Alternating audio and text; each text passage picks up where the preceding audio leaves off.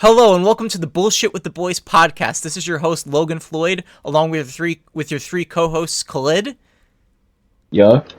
Jesse, Here. and Gavin. Hello. All right, we got that. All right, guys. It's been almost over a year since 700 practices. it.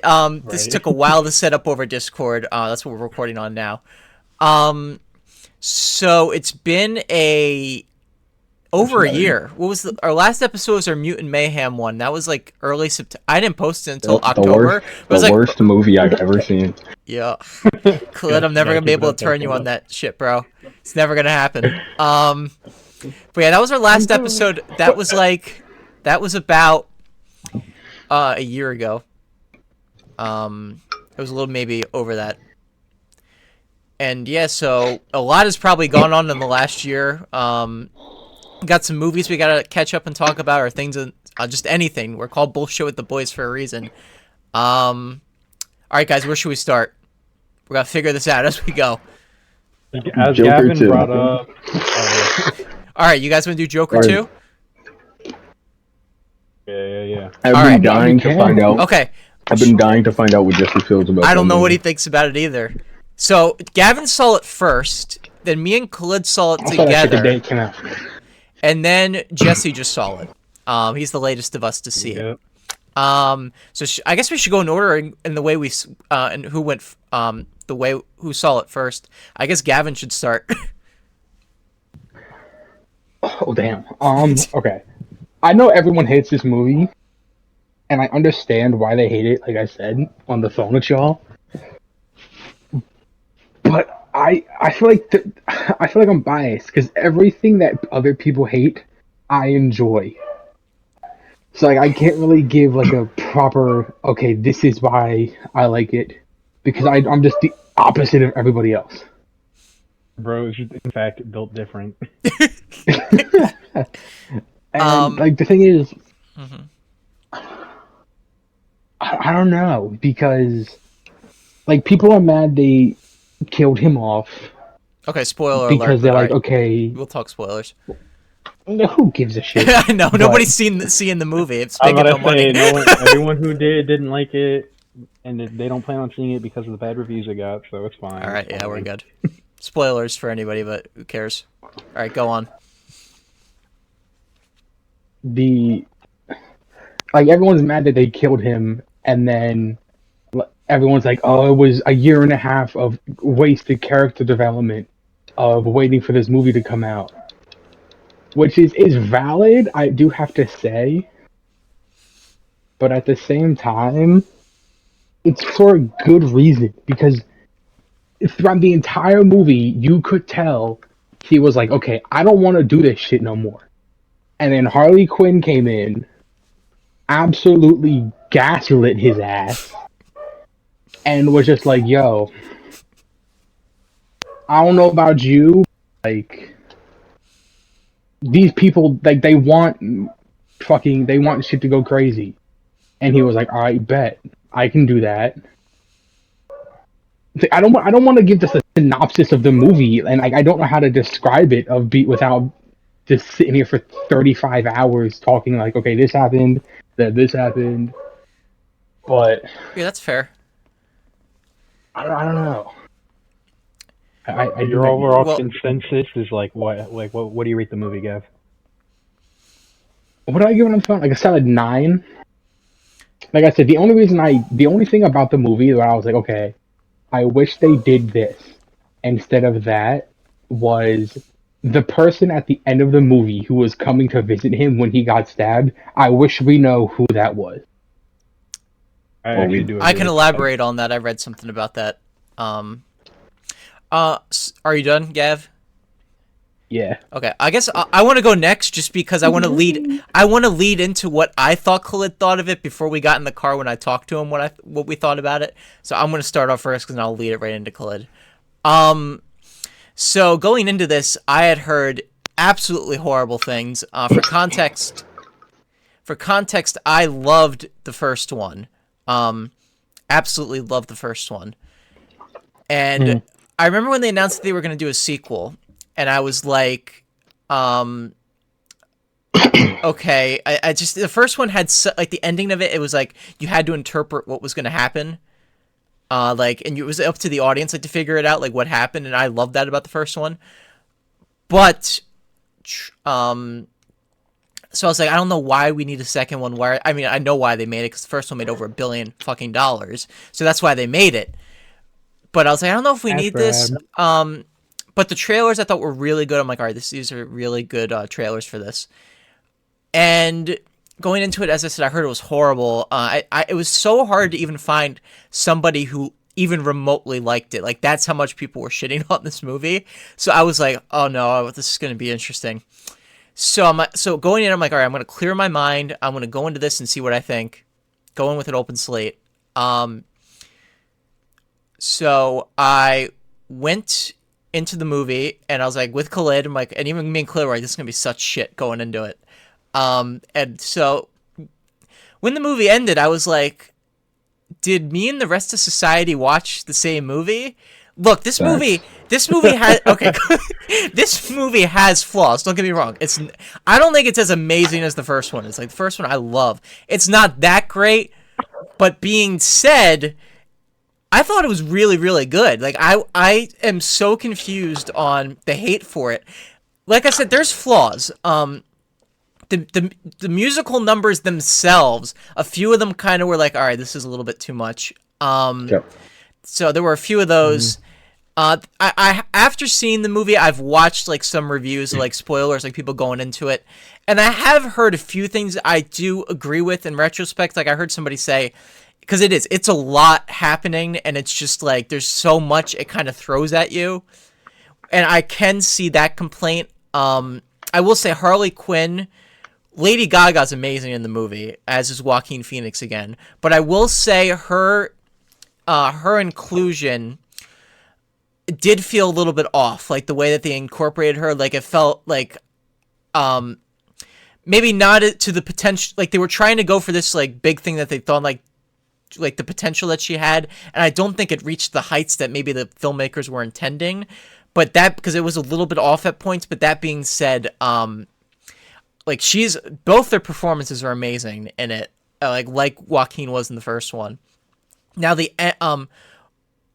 I know a lot of complaints have been about that it's a courtroom drama, and going into it, one of the complaints I had heard was that they felt like the whole second half of people thought the whole second half of the movie it just felt like, it was just people like from the first movie coming back and then just repeating the first movie's plot again.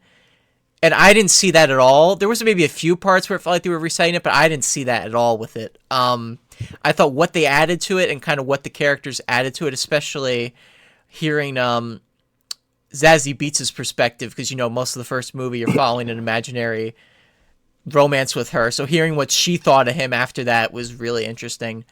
And the one thing that... Okay, so I'm just going to jump into the ending. So all of these people online, I literally heard people say that like this was the worst ending, like one of the worst endings to a movie ever. I'm thinking like, oh Jesus, going into it and it ended. I'm like, no, like so. One of the things I keep on hearing is that people are like, so the first Joker, like it by killing him and not that, so he's not the real Joker. Basically, just defeats the purpose. But I remember going back to that first Joker, one of the main theories that everybody had about it was that he wasn't the real Joker and that he influenced the real Joker. So people complaining about it now, like, everybody predicted and theorized that shit 5 years ago. And, like, you're going to get pissed off now that they actually went through with that. Fans when their theories are correct. But I will say, adding on to Gavin at the end. So, Gavin, I had read... my dad had told me, so he was like, somebody at work, my dad was at work, and he said, somebody at my job was telling me that you see the guy carve a smile into his face. Mm-hmm. Yeah. And I found the clip online, and it's so hard to see, like, he's literally, like, in the background. He's in the background. He's in the background, like, fade, like, out of focus. But you can see he does pull something out and does something to his cheek to like his lips. So I think that's I heard people theorize that they thought he was Heath Ledger's Joker. I'm like, I don't believe that, but I think it was just some random crazy guy. Pretty far stretch. I think it was just some random crazy guy. But the whole thing I don't get about the people complaining about this movie is that they're like, I don't get why he's not Joker, but like he's saying he doesn't want to be Joker. But that's what I thought was so interesting about it. It kind of added like this layer to the character. And even though I did say some of the musical numbers I wasn't a fan of, the reason why he's singing makes perfect sense. Like, because, like, it's, what I got from it was that, like, he sings to cope with what he's going through. Like, the first time he sings is in Arkham when he's dancing on the table. And that happens right after he finds out he's going to court. And they're all telling him, like, oh, what's going to happen or whatever. And that's when he starts singing. I kind of interpreted that as the reason why he sings and everything is to kind of cope with what he's going through. And, like, so he can forget about the things going on in his life and kind of escape from it, which is why a lot of the music sequences are like very fantasy, like backgrounds and stuff. So honestly, don't get me wrong. There's some issues. I don't think it was as great as the first one, but I thought it was a really solid and unique follow-up. I don't get the hate it's getting. But so to lead into Clid, during the movie, I mean, he kind of already hinted what he thought of it, but during the movie, I'm watching it thinking like, oh, me and Clid going to disagree on this. And during the musical numbers, I kind of thought Clid was groaning a little bit. And I was like, oh no, what's this? We're going to completely disagree on this, aren't we? So we left, we got to the car, and Khalid told me what he thought, which is what he's going to say right now. Go, Khalid. Bro. Before you say something, I do have to say, I have to, like, say with what you said about how, like, the music made sense and stuff. I love how you can clearly tell half of the songs never happened. Yes. Yeah, dude, you could tell that when the first time he started singing, and he's like walking around the room, and then it goes back to him just still staring at the TV. Mm-hmm. I think that was fucking amazing. But yeah, absolute masterpiece. I love that fucking movie. I think it is. I think I was telling Jesse about this earlier, but it solidified Joaquin Phoenix as my favorite Joker, because I think the absolute performance he played there is just absolute unmatched, bro. I don't give a fuck about Heath Ledger. I'll argue that shit time and time again. He was a great Joker. I just think Phoenix just put so much more into it. And like, well, also it's a movie based around him, so you're going to see more of him, obviously. That's true, but you see, how do I describe Oh no, it? I agree with you. Ledger. I agree with you 100%. But I'm just saying, like, I think it's a big reason is just also because, you know, it's based around the character, so he gets to show a lot more of his chops than Ledger. You know, Ledger's probably only in Dark Knight for, you know, probably like 20, 30 minutes in total. And, you know, Joker, he got a whole movie based around him. That's fair. I had said, unlike, I don't agree with Logan in this take, because I loved every song in that fucking movie.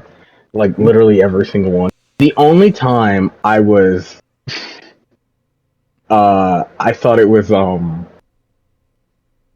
like, I thought it wasn't necessary, rather, was when he went on the staircase and she started singing. I thought that was extra. But then after he went and tried to plead with her to stop singing, I immediately, like, forgave. Well, I thought that was great. Like, the way he's... yeah, I thought that was great. Also, did you notice, though, people are saying online, there's shots in the trailers that aren't in the movie that, like, they hyped up a lot. Like, there's a shot in the... like, all of the posters where they're dancing on the staircase at the courthouse. That's not in the movie. Yeah, I noticed that. And then there's another shot... There's another shot where they kind of recreate when the elevator closes in the first movie when he's got the makeup on for the first time with Harley Quinn instead of him. That's not in the movie. And then I remember the first thing I ever saw about this movie when they were filming it was the first shot like paparazzi got of Lady Gaga, like a video of, was when she's walking up the courthouse. There was a protester like yelling at her, and she goes over and kisses the woman, like, and then like shocks her. That's not in the movie. Oh. Like, yeah, there's a scene where she walked up and this female protester is yelling at her like you're a devil or whatever, and then Lady Gaga just walks over and kisses her and then walks back up. That's not in the movie.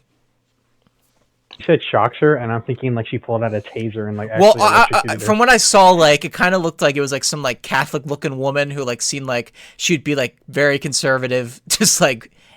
And yeah, she just literally just Harley Quinn walks up to her, grabs her, kisses her, and then walks back up. That's not in the movie. Yeah, I was thinking like literally shocked, not like astonished. Yeah, but just like that, she was shocked. She was shocked that she kissed her. Just Brad went over and kissed her. That's what I meant. All right, Clint, continue. Okay.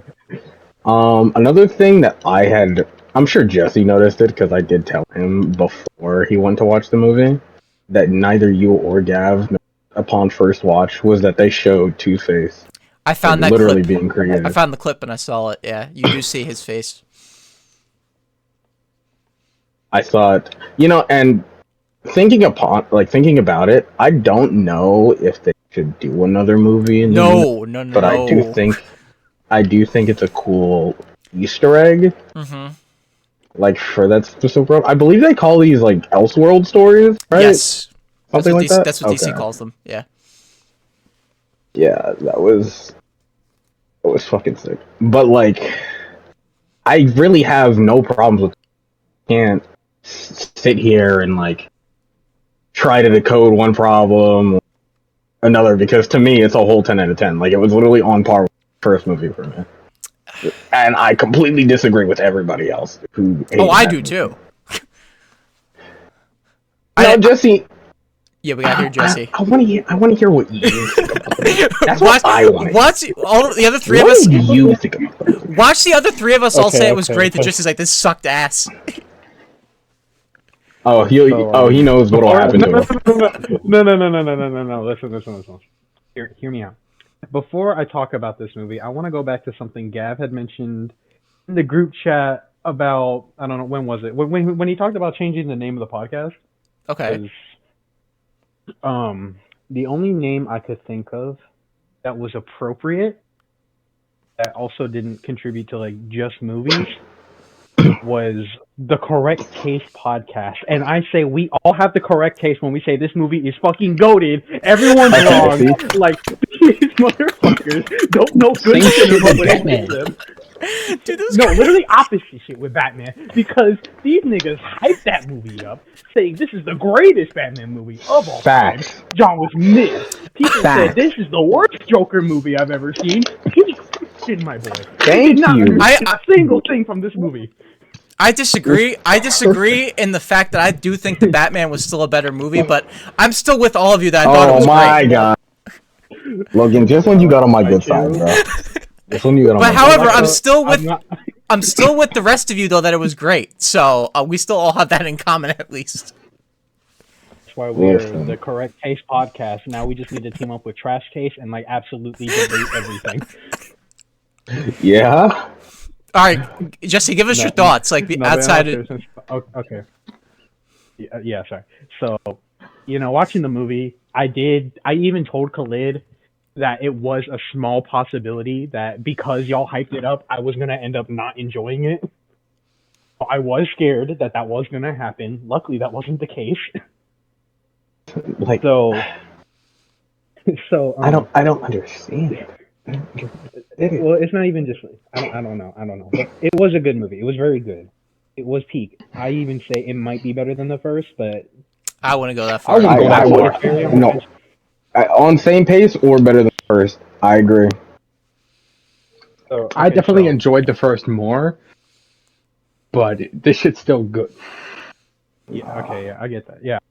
So yeah, no. What I enjoyed most about the movie was like obviously I really didn't know how they were going to incorporate the musicals into it with it making sense, and they found the perfect way.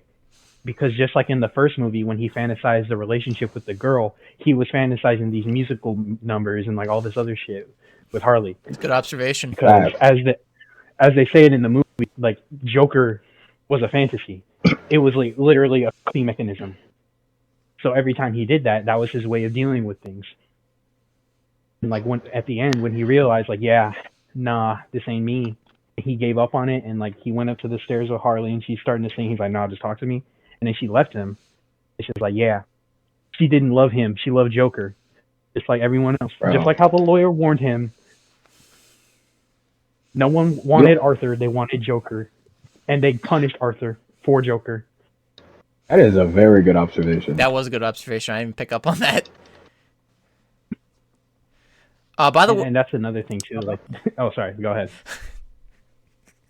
by the way, though, with the lawyer, because it was funny because I didn't recognize her at first. I'm like, who is that actress? And 1 second, like the whole movie, I'm thinking like she looks extremely familiar. Let me pull her up. What the frick else was she in? Like the whole movie was bugging me. I'm like, who is this person? Catherine Keener. There you go. She's been in a bunch of stuff. Like Get Out. She was in Get Out. She was in Get Out. She was the mother in Get Out. I'm pretty sure. Yeah, the mother. The Wait, wife. really? Yeah. 40-Year-Old Virgin, which is a great movie. She's been a decent amount of things. The only complaint I will give is knows what I'm about to say. The only complaint I will give is that the only thing that could have made this movie better is because they're both around the same age. If Salma Hayek played that role, 10 out of 10. Oh. My God. Gavin knew what he was going to say before us. I'm so glad we didn't understand it. I told Khalid I was going to say that in the car ride home if we did a podcast. You know, I'm mad I didn't see that coming. I was like, I wonder what this is. Okay, no, but for real, the movie was phenomenal. Like, I will admit, like, the start of it, just him in prison being all mopey and stuff. Like, at first, when I was just like, man, I'm not gonna lie, like, this is a bit of a drag, this part, but Bro, now, that was like one of my favorite parts. But no, but like, what I'm getting to is, now, having seen the full movie, it makes perfect sense, because what Guy was saying, that, like, Harley really gaslit him into thinking he was the Joker. Like, he really was done with it, even at the start, and then got convinced that he wasn't. And then he finally realized at the end again, like, yeah, this isn't him. Like, this isn't what he wants. And then the ending when he died, like, when he got killed by the other dude, perfect full circle from the first movie. That's what I thought, too.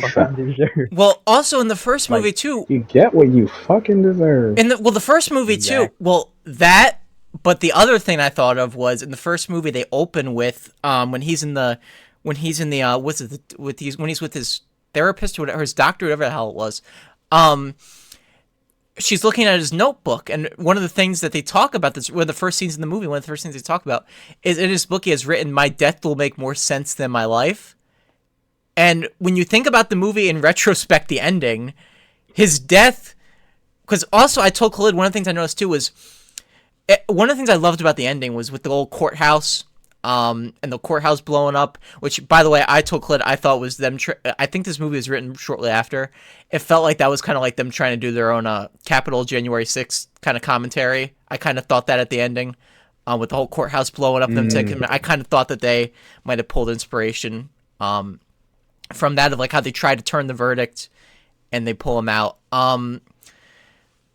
But the one thing I said was when they're reading off that he's guilty and reading off all these things, he's laughing at it. And I told Khalid, I said, my first thought was him laughing at it. To me, it seemed like that was him coming to terms and he knew he was done. And like he accepted it. And like he knew he didn't want to be Joker. And he was coming to terms with, yeah, I'm going to be like something like for whatever they charge me with or whatever's going to happen, death penalty, I accept it. And I'm not going to try to change it. That's what I kind of got when he laughed during that. And so that's what I got out of it. And the death making more sense in his life from the first one. That's why I kind of connected it with this, is my death will make more sense than my life. Because his death was when he realized, well, shortly before his death, but he realized that, like, he made sense of everything. Like, he knew he wasn't going to be Joker anymore, and that wasn't a part of him. That's kind of what I pulled. It's funny, because, like, speaking on his, like, death, I don't know if Gavin and Khalid felt the same way, and I can't ask about you, Logan, because I don't know if you've seen Breaking Bad. But I want to, got the scene of like Walter. So I'm not gonna say anything. Never mind. No. You could say. I probably know it. I've seen so much Breaking Bad memes and clips. Honestly, you could say it. Honestly. So like I literally know he kills his son. Like I've know like I like to the ending too. Like so I pretty much know a lot of it. No, but if he doesn't mind spoilers, and also because Breaking Bad's such an old show, Walter White dies at the end. Okay. And It's a full circle type. I actually didn't know that, but it's all right. I thought I would have known that. I thought I would have known that.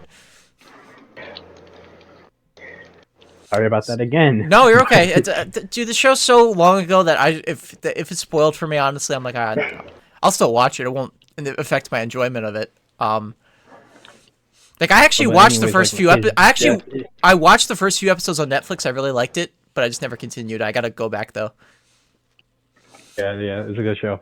And so his death is like this full circle type of thing. Just like, yeah, he finally died. Like, finally after like he came to terms with like, yeah, I did all this. Now it's kind of like time to face my consequences. It's like the same thing how Joker died at the end. And then I also did notice when the dude who killed him was like scraping himself like the smile, and I was just like, yo, peak. That is the next Joker. And it's like a cool comparison because it's like the classic Joker, the one who actually told jokes and stuff versus like the psycho Joker who's like actually crazy and like will kill everyone just because he's psychotic.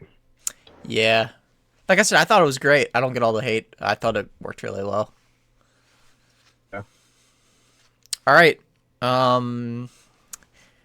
Anyway, want to say anything more about Joker or? I think it was wrapped up pretty fair. That's pretty fair. The only other thing that would just be it would be a perfect jumping off point because we just talked about one Batman thing to another. Does anybody watching Penguin? I think Jesse has. Jesse has. I unfortunately have not watched. Can me and I have not seen it. I don't know where you got that from. What? Wait, really? You told us that you started it. I did not. I don't. Am I the only one who's seen it then? Probably. You probably, I guess. Okay, because I just watched the new episode last night. Holy shit, that was fucking great. Oh my, it's so good. Like the first few episodes, I was like, okay, this is a little slow. Let's see where it goes. Now it's really starting to pick up. It's really fucking great. So I just read the newest episode has like one of the highest rated IMDb audience scores ever, which is crazy, and it's a great freaking episode.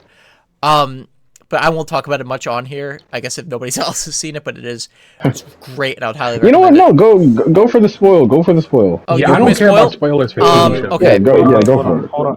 Wait, hold on. Before you do, I just remembered one more thing about Joker I wanted to talk about. Okay, go. It's a small thing though.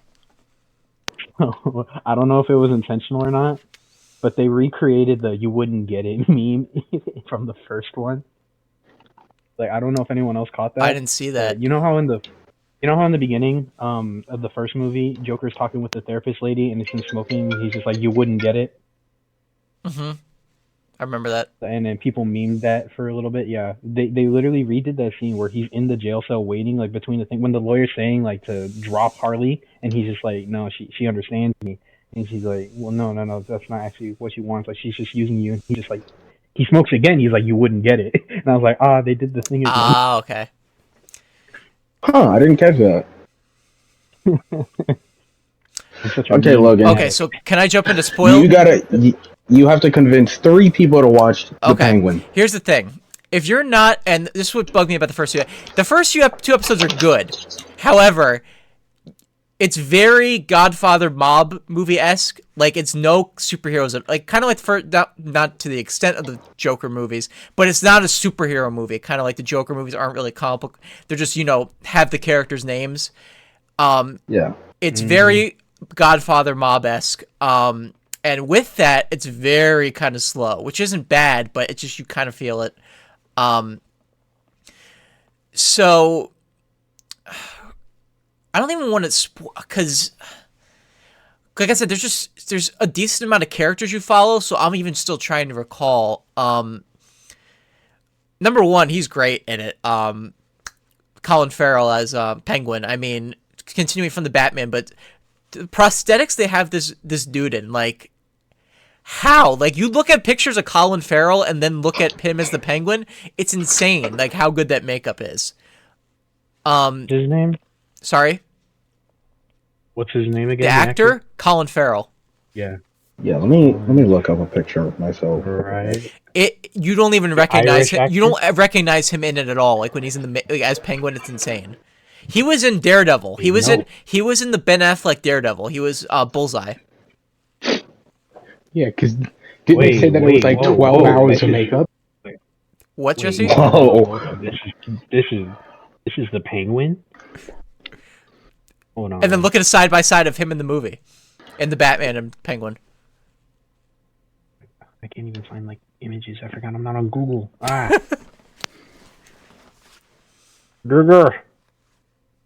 Google Images, help me.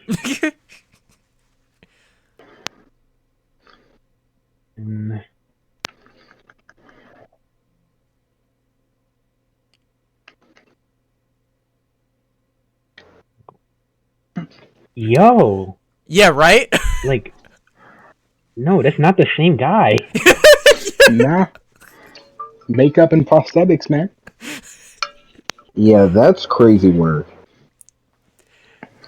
Yeah. I saw this like, I'm seeing this like crazy looking Hispanic dude like talking like almost a Pedro Pascal level, talking about this is the Penguin, that fat bastard from the Batman. Listen, imagine having to put that on every day. Oh, Wait, dude, the Penguin takes place in The Batman? Yeah, it's the same actor. Yeah, it's the Batman universe. It's his Penguin. Oh, shit. Cool, I didn't even know Well, that. that's- Did you not know that? No, I didn't know that. I just thought Penguin got a movie, and I was like, okay, cool. No, It's a TV show. No. It's Pattinson's Penguin. It literally connects. It talks about the ending of the Batman where there's the flood. Like that's a part of the show. Like the city's recovering, and like trying to pay for damages. I hope they continue the Elseworld Batman. Because it looks like they're set. Well, didn't they say that it got renewed for 3? For 3, season 1 just. They're talking about the Batman 3. Yeah, like isn't 3? I isn't it read gonna that be a trilogy? he's planning a trilogy, yeah, so he wants to do 2 and 3. So it's going to be, from what I've heard, it's Gunn's universe, and then the Batman universe is separate, and they're still going to continue it. I really wish that they would bring Pattinson's Batman into Gunn's universe just so we don't have to find another Batman. Yeah, that annoys me. I mean, there's not really much else I want to talk about Especially Penguin. I do want to. We should actually, speaking of Gunn's universe, we should touch on one thing. Did you guys see that photo they put out today No. of Crypto? Of For Crypto, what? James Gunn posted an official look at Superman and Crypto. Yo, what? I don't know who that is. It's Superman's dog. Gavin's like, really? He's got a fucking dog? I'm not Super dog. surprised. Yeah? This movie is about to be Like, interesting. Did you find the photo of them sitting on like looking at the Earth? On a rock. Yeah, I saw that. And that's hold connected to the Flash? it Or is is this a now. whole I have universe? no idea. I have no idea what's going on with that. Like the ending of the I'm Flash. gonna say because it feels so weird. 'Cause I thought it was a Especially since universe. That's what I don't know what they're doing. Honestly, I think they should just start from scratch, which I think is. But Peacemaker. That's what I kept saying. Peacemaker season 2 is filming right now, so it's still in the same. I don't know if they're gonna explain it in Peacemaker Oh my season God, 2 I about how it love got. Peacemaker. What? I love Peacemaker. Bro, Peacemaker was so freaking great, bro. I cannot wait for season 2. I need God. to finish. I need to watch Peacemaker. You haven't See, seen I didn't watch Peacemaker? Yeah, I thought yeah. I don't didn't. know. We didn't have an. I didn't have an HBO account until recently. Peacemaker is fucking great, Jesse. You gotta watch it. I was locked into Peacemaker episode 1. Oh, the whole thing's great. There's like never a Really? dull moment. Yeah.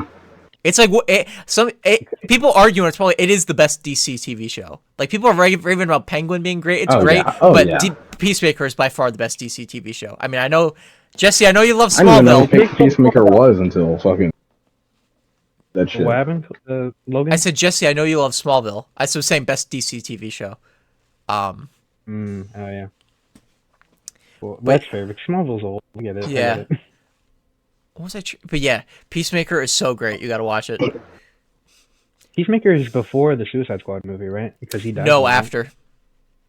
Yeah. Oh, I thought he died. They in- doesn't. remember the end credit scene of Suicide Squad was him in the hospital and they're put in there and he's recovering.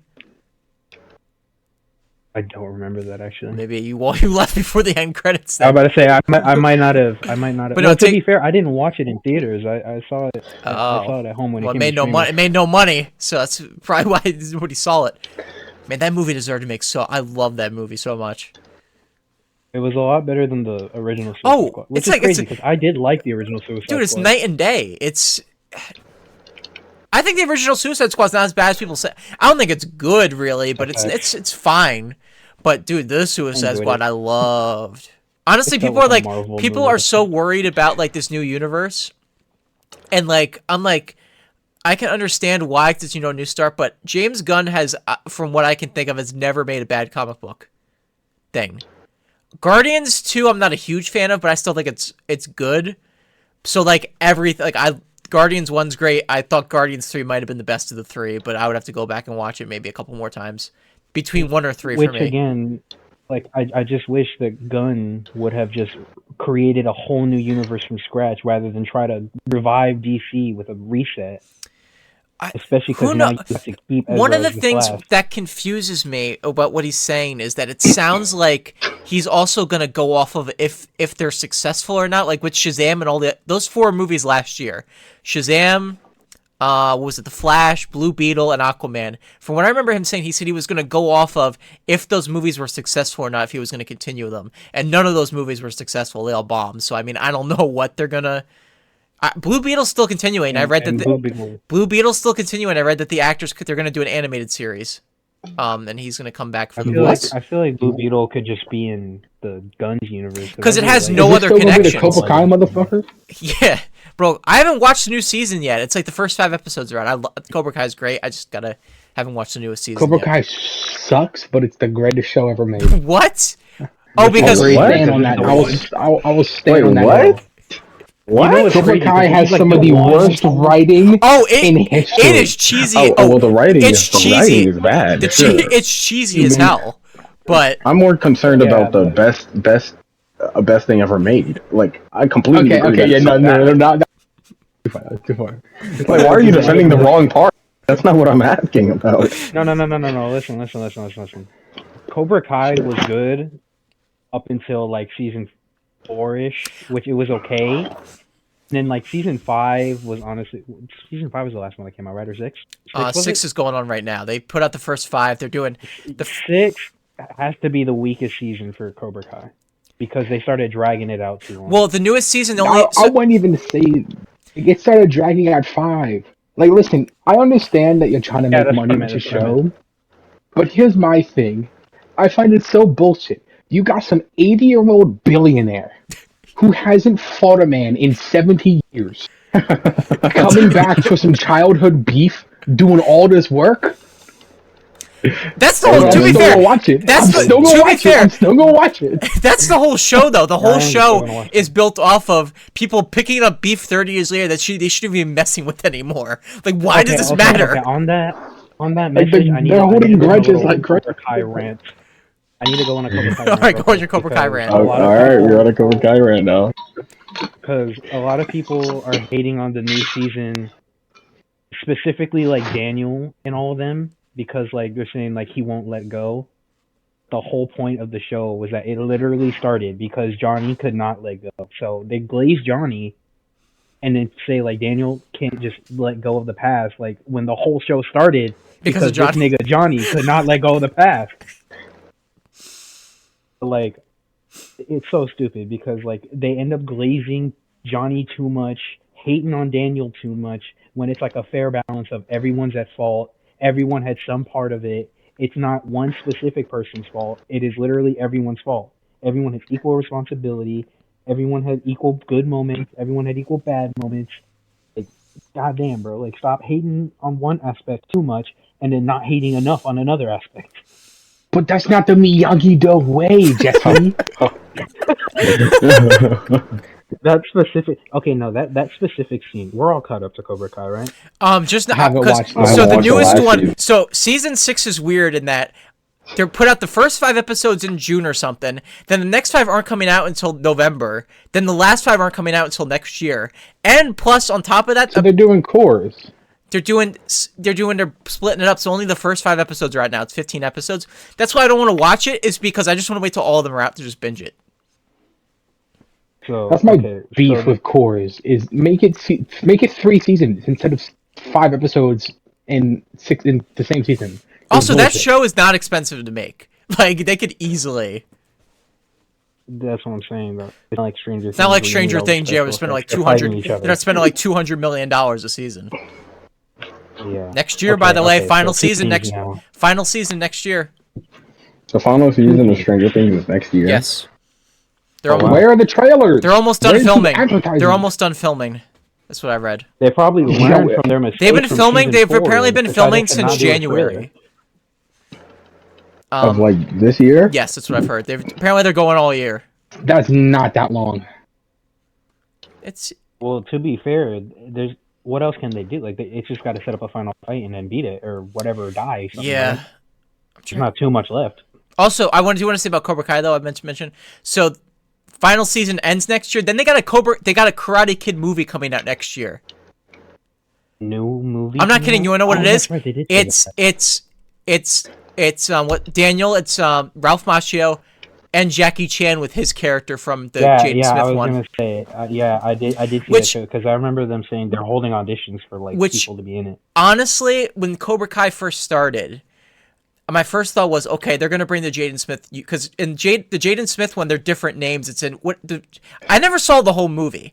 The Jaden Smith one, Jaden You Smith never was what? a whole different character. it was Also, a that's completely kinda different crazy character, because- right? And it was in China or Japan, Completely right? different area. Yeah, it was in China. was in China, It was yeah. Two completely different characters. And it was different. Might be in the same universe.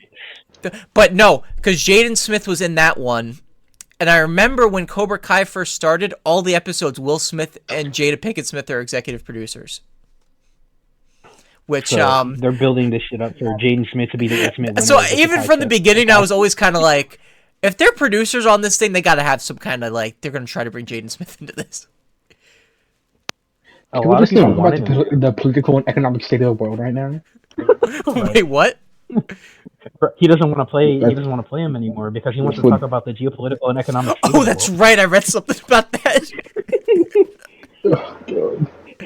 Case my ears are just like Bro, I like, saw bro, some just- tweet recently about Jaden Smith, about how he fumbled some baddie. Did you guys see this? No.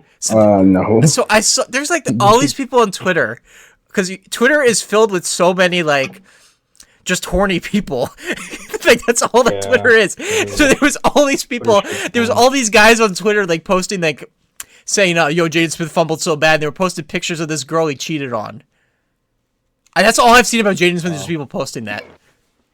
Oh, he cheated. Yeah, he cheated on her. Oh, okay. The whole bloodline's just trash. Right. Keep my wife's name.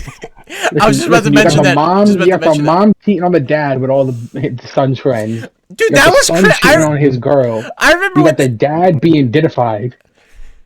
Diddified is. Diddified is I crazy. forgot about that. Actually, we gotta talk about Diddy, bro. This Diddy stuff is 1,000 insane, bottles of baby oil.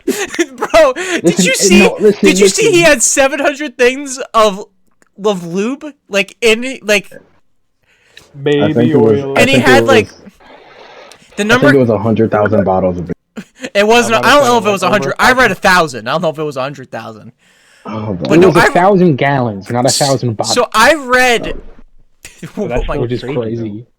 I mean, I shouldn't even be laughing at this because it's horrible, but I read like he had like, I don't know if this number's correct or if I got this mixed up with the lube. He had like 1,000 dildos or something like that. 712. Oh Jesus, How did you know the number? bro, He was bro, definitely- Because my bro, family won't stop talking about it. this I fuck, actually believe that. this fucking list that's Listen, about to it is come up, everywhere. bro. This list that's gonna come okay. up, bro. Of these people who went to these parties, bro. Some of the lists already came out. Oh yeah, bro. Dog I've had seen- like royal family members in there. I mean, obviously he was married to Jennifer Lopez, so that was. I saw a picture that got leaked, where it was like it was her and him nude with like a bunch of other people or something. I don't know if it's real. You know, Twitter. I mean, on people on X just fake stuff all the time, so you'll know what's real or not. But Have you seen the Beyonce Diddy hitman theory? no, bro, you're gonna get to some This conspiracy is theory I shit. was like, this is like everywhere. Yeah, because people were saying that like P Diddy was responsible for like half of the assassinations of like fucking half of these like rappers. Like I think Yeah, like B.I.G. was one of Tupac. them. Oh, from the Yeah. '90s, from the Tupac, '90s. Biggie, Oh, people think he killed. Like people are starting to think he killed X. Like And like all these people who win Oscars and Mhm. Grammys always thank Beyonce. and whenever they don't thank Beyonce, there's like issues. There's like issues Really? very, very soon after. Oh shoot! And everyone is like, "Oh, P Diddy is like doing this with Beyonce." Okay. It was him, Beyonce, and Jay-Z are like these fucking hitmen. Oh, according to the to internet. be fair, that's not confirmed. This is just this is just like conspiracy theory shit, right? Oh no, this is just straight conspiracy theory. Tilt my glasses up and start hacking. Bro, I just want to put that. I just want to put that out there because, like, bro, I've read so much conspiracy. It's like actually mind numbing. Like how, right, dude? We're saying all this like, yeah, this is all just a theory, and then all of a sudden someone's gonna watch this podcast, so they'll be like, all right, so we got a Logan Floyd, Jesse Seth, Little Man, Gavin Chico. Like,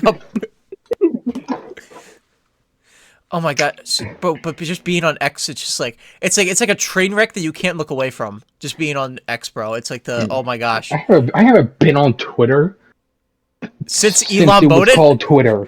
Really? Oh, bro, it is a shit show, bro. Holy crap! I find myself on Twitter way more than I should, bro. Dude, that's what I'm saying. I'm a very avid Reddit scroller. That's what I'm saying because I'm on it. I finally got rid of Reddit. I'm not on Reddit as much. I'm in a few communities, but I'm not on it that much. No, listen, I be reading all the Reddit stories. Like it's fun. Khalid, I know you still thinking of the one not Reddit story. God dang it. Never mind. Expound, right? Huh? I was gonna say, I know you're thinking of the one Reddit story that I fell in love with my brother, and I realized it's not Reddit. Oh. Bro, Reddit stories would be weird, bro. I think there was a Reddit story on that, but it wasn't the one I was thinking of. Yeah, but Reddit stories also be funny. Listen, there's sometimes it's trolls, sometimes it's for comedic reasons. Y'all ever heard of Poop Knife? What? This is like one of the most famous Reddit. Y'all haven't heard of Poop Knife? No, it's like one of the most famous Reddit stories of all time. I feel like I've heard the name. Does Khalid know it? Khalid, do you know it? I 100% do not know it. Gavin, you gotta explain this to us, bro. Get into some Reddit theories, bro. Go. Get into some Reddit stories. This isn't a theory. This is just a Reddit story. Go into a Reddit story. Go. I'm surprised Khalid doesn't know what Poop Knife is. Bro, Khalid usually knows. This is like a 10-year-old story. This has been around for a long time. Now, see, this is stuff This is stuff we can talk about because like it just goes deeper down a rabbit hole. It just gives us more stuff to talk about, like just anything. Go. But like, I forget like the names. But there's this guy who grew up, and he goes into. I'm gonna spare you the detail, but he goes into graphic detail of how he shits, and it's fucking hilarious. Like if I can pull it up and you want me to find it? You want me to find it? You want me to find it? Yes. Read it. What's it called? What's it called? Poop Knife? Look at Poop Knife. Poop Knife. It's fucking hilarious. Every time I hear this story, I laugh my ass off. Okay, explain to me what Poop Knife is. Okay, I'm gonna read it, alright? Museum of Reddit. Okay, he's pulling up this. He's pulling up. He's giving the story. Oh, God. Museum of Reddit. You want me to read it? You want me to read it? That's up to you. Okay, ready? I just find it hilarious. I can't believe I'm gonna read this. Original post found here. Okay, wait. Alright. Okay, ready? Oh my god. Right off the bat. Deep in that voice. Talk silly to me. Whoa. You want me to talk like I'm being serious? Alright. Yes. My family dude, right off the bat. My family That's what I need. My family poops pig. Maybe it's genetic. Oh my gosh. Bro, what? Listen, trust it. Listen, bro. What is this episode called, bro? Shitting with the boys? Like, what the fuck? I mean, it is bullshit. Bullshit. All right. Bullshit. All right, I'm gonna try to read this. Try not to laugh. All right. My family poops big. Maybe it's genetic. Maybe it's our diet. But everyone births big logs. Dude, what the fuck? But everyone births giant logs of crap. If anyone has laid a mega poop, you know that sometimes it won't flush. It lays across the hole. Jesus, what are you having me read? This is like a 30-minute long story, by the way. Gavin, you read this, thing bro. is- How do you crack this on? Gavin, you read this. I can't read this without cracking it up. Listen, it's I'm gonna see fucking if I can find it hilarious. real I'm gonna send it. Hold on. Oh, okay, yeah, just send it, and then... I'm gonna send it to Gavin, because Gavin could probably read it without laughing like I'm about to. Well, just put it in the Discord chat. I just don't want to mess up the video, so I can see if I can do it from my phone. Oh, okay, yeah, that makes Alright, sense. yeah, hold on. I'm gonna do it through... I could... Alright, on my phone, it doesn't have it. It doesn't have the, It doesn't interfere with the video on here. So let me send it. Alright. I just sent it to the chat. Gavin wants to read this. Dude, I was cracking up already. Listen. This is one of the most, like I said, it's one of the most classic Reddit stories? like fucking copy pastas out there. Because it's just, I'm surprised y'all haven't heard of it, but it's fucking hilarious. So, Okay. it is originally 7 years Okay. old. That's how old this story is. The original post is 7 years old. Alright, I have it open. I'm gonna read it right now. My family's You're pretty reading big. Gavin, Maybe I was gonna say genetic. Gavin should just Maybe read if it. I die. I mean, I already had it open. Okay, so go. I figured I would. Everyone burns giant logs of crap. If anyone has laid a mega poop, you know that sometimes it won't flush. It lays across a hole in the bottom of the bowl, and that a vortex of draining water merely gives it a spin as it mocks you. Growing up, this was a common enough occurrence that our family had a poop knife. It was an old rusty kitchen knife that hung on a nail in the laundry room. Why would you have it in the laundry room? Only to be used for that purpose. It was normal to walk through the hallway and have someone call out, "Hey, can you get me the poop knife?" Thought it was a standard kit. You have your plunger, your toilet brush, and your poop knife. Fast forward to 22. It's been a day or two between poops, and I'm over at my friend's house. My friend was a local dealer and always had guests over because you can't buy weed without sitting on your ass and sampling it for an hour. Excuse myself and lay a gigantic turd. I look down and see that it is sideways one, so I crack the door out and I call for my friend. Surprised, and I ask him for a poop knife. My what? Your poop knife, I say. I used it. I need to use it, please. What the fuck is a poop knife? Obviously he has one, but maybe he calls it by a more delicate name. A fecal cleaver?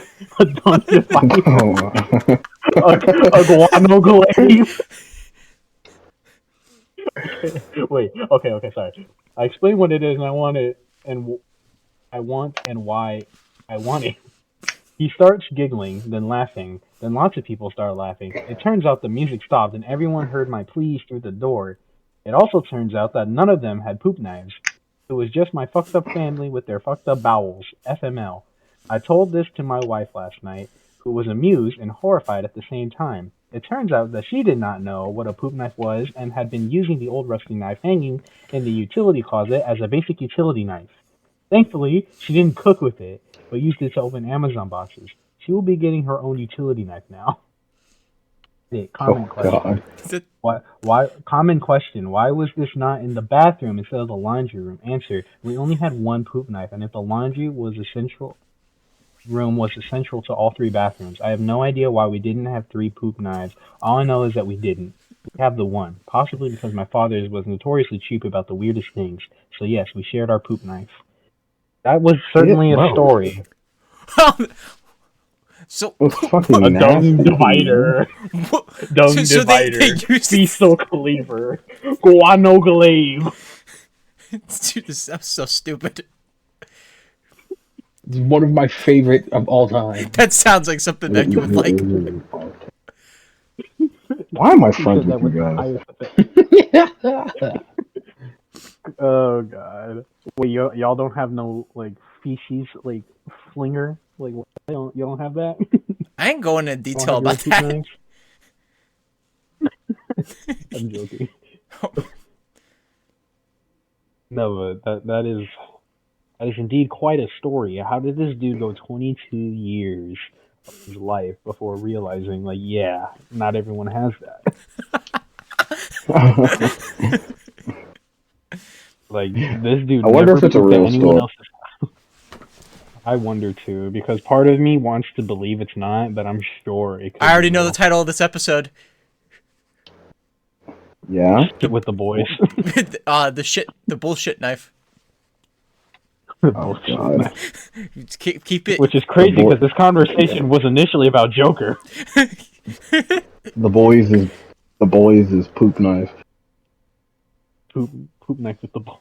Y'all don't got one? It's part of your essential kit, man. You got the plunger It is. and the poop knife. And your guano glaive. Indeed, right next to the plunger and the toilet brush. God, so stupid. I don't know how I read most of that with a straight face.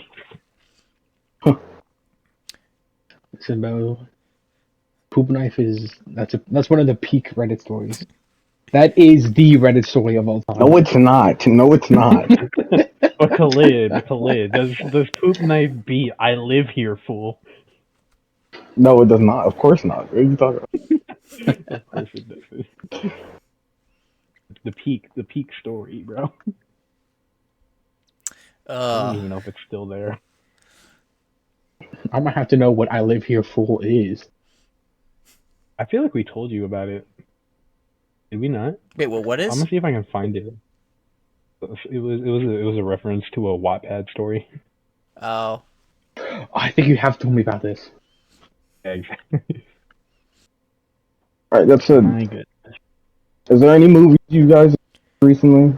Just New movies? Well, no, just we any haven't movie. we Doesn't have haven't to we be haven't bad. talked to each other in a year, so there's probably a lot of stuff I can That's think what I'm of. saying. Well, you know? Dead- There's like Dead- a couple of- Well, I mean, you guys probably talked about it already. I haven't told, Deadpool and Wolverine. I mean, I saw it 3 times in theaters. Oh my god. That Oh, was the peak. Yeah. It's was I and So here's the thing. I knew going into it that I knew Jennifer Garner was in it. I had heard that about maybe a year before there was a Hollywood Reporter post that put out an article saying Jennifer Garner in Deadpool 3. So I knew that she was going to be in it.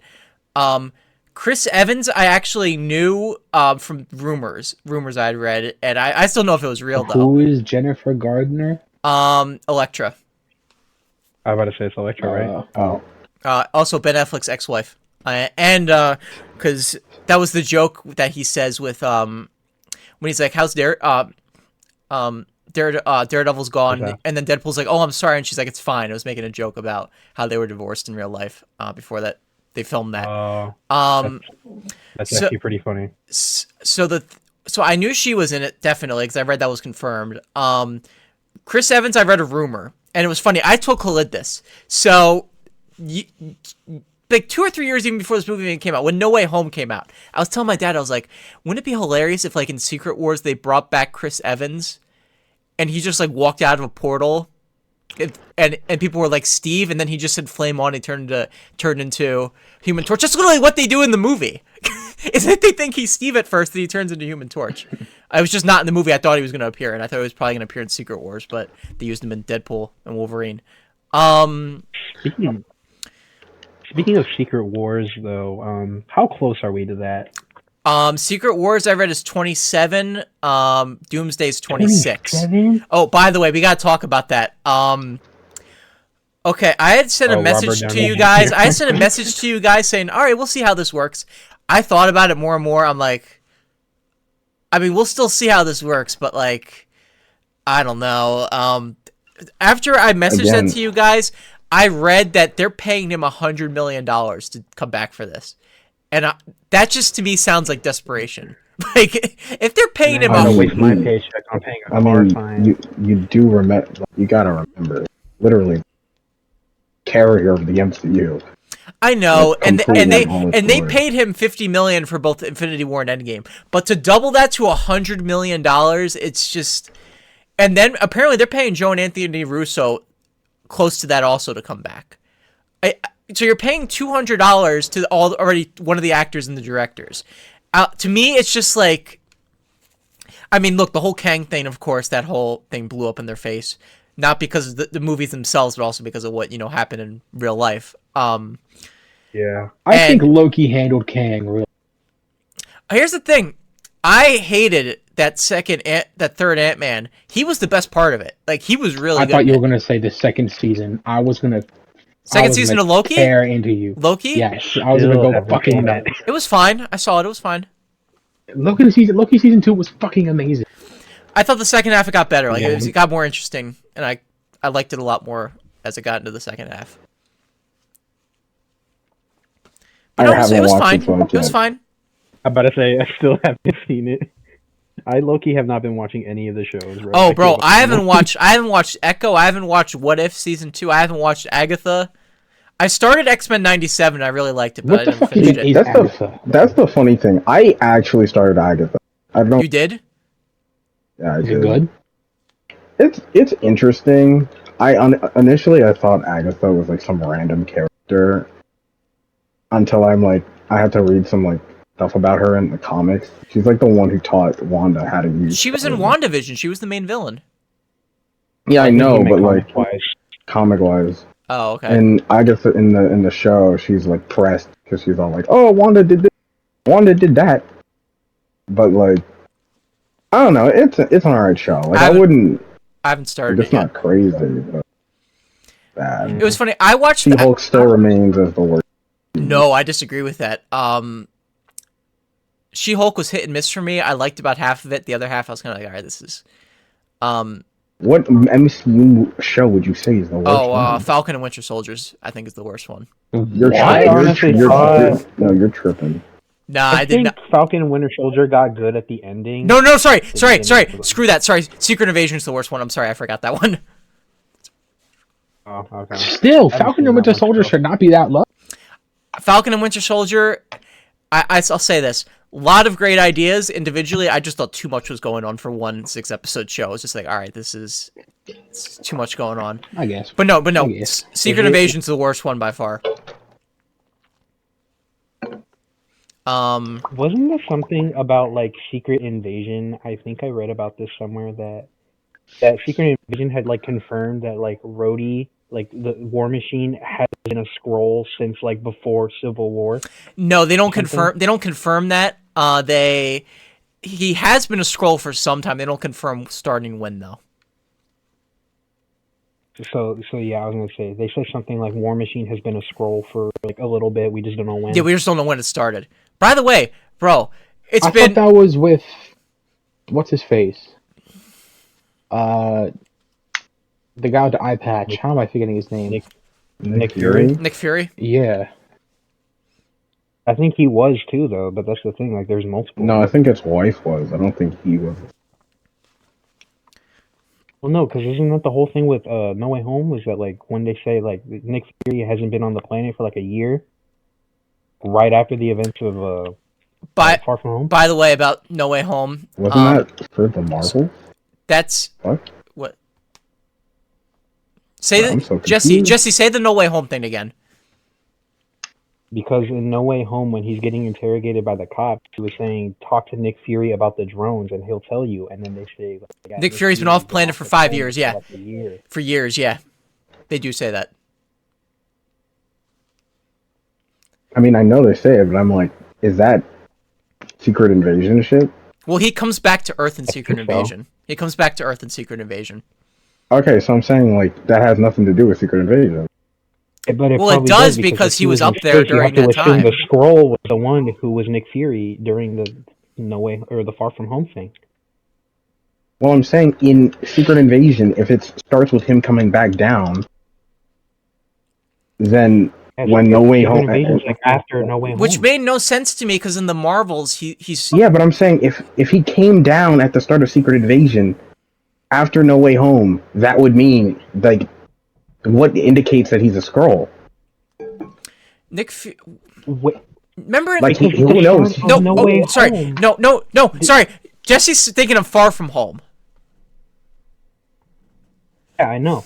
No, because in No Way Home, they talk about how in Far From Home he was dealing with Nick Fury and the drones and like everything with Mysterio, and then in No Way Home, when he's telling the cop to talk to Nick Fury about the drones, that's when he says Nick Fury hasn't been on the planet for like years or a year or whatever. So it's like Do you you have to assume that he was a Skrull. No, in he that was. movie. They reveal that in Far From Home. Remember the end credit? The end credit scene of Far From Home is him and Maria Hill in the car, and they turn into Skrulls, and then it shows that he's really in space.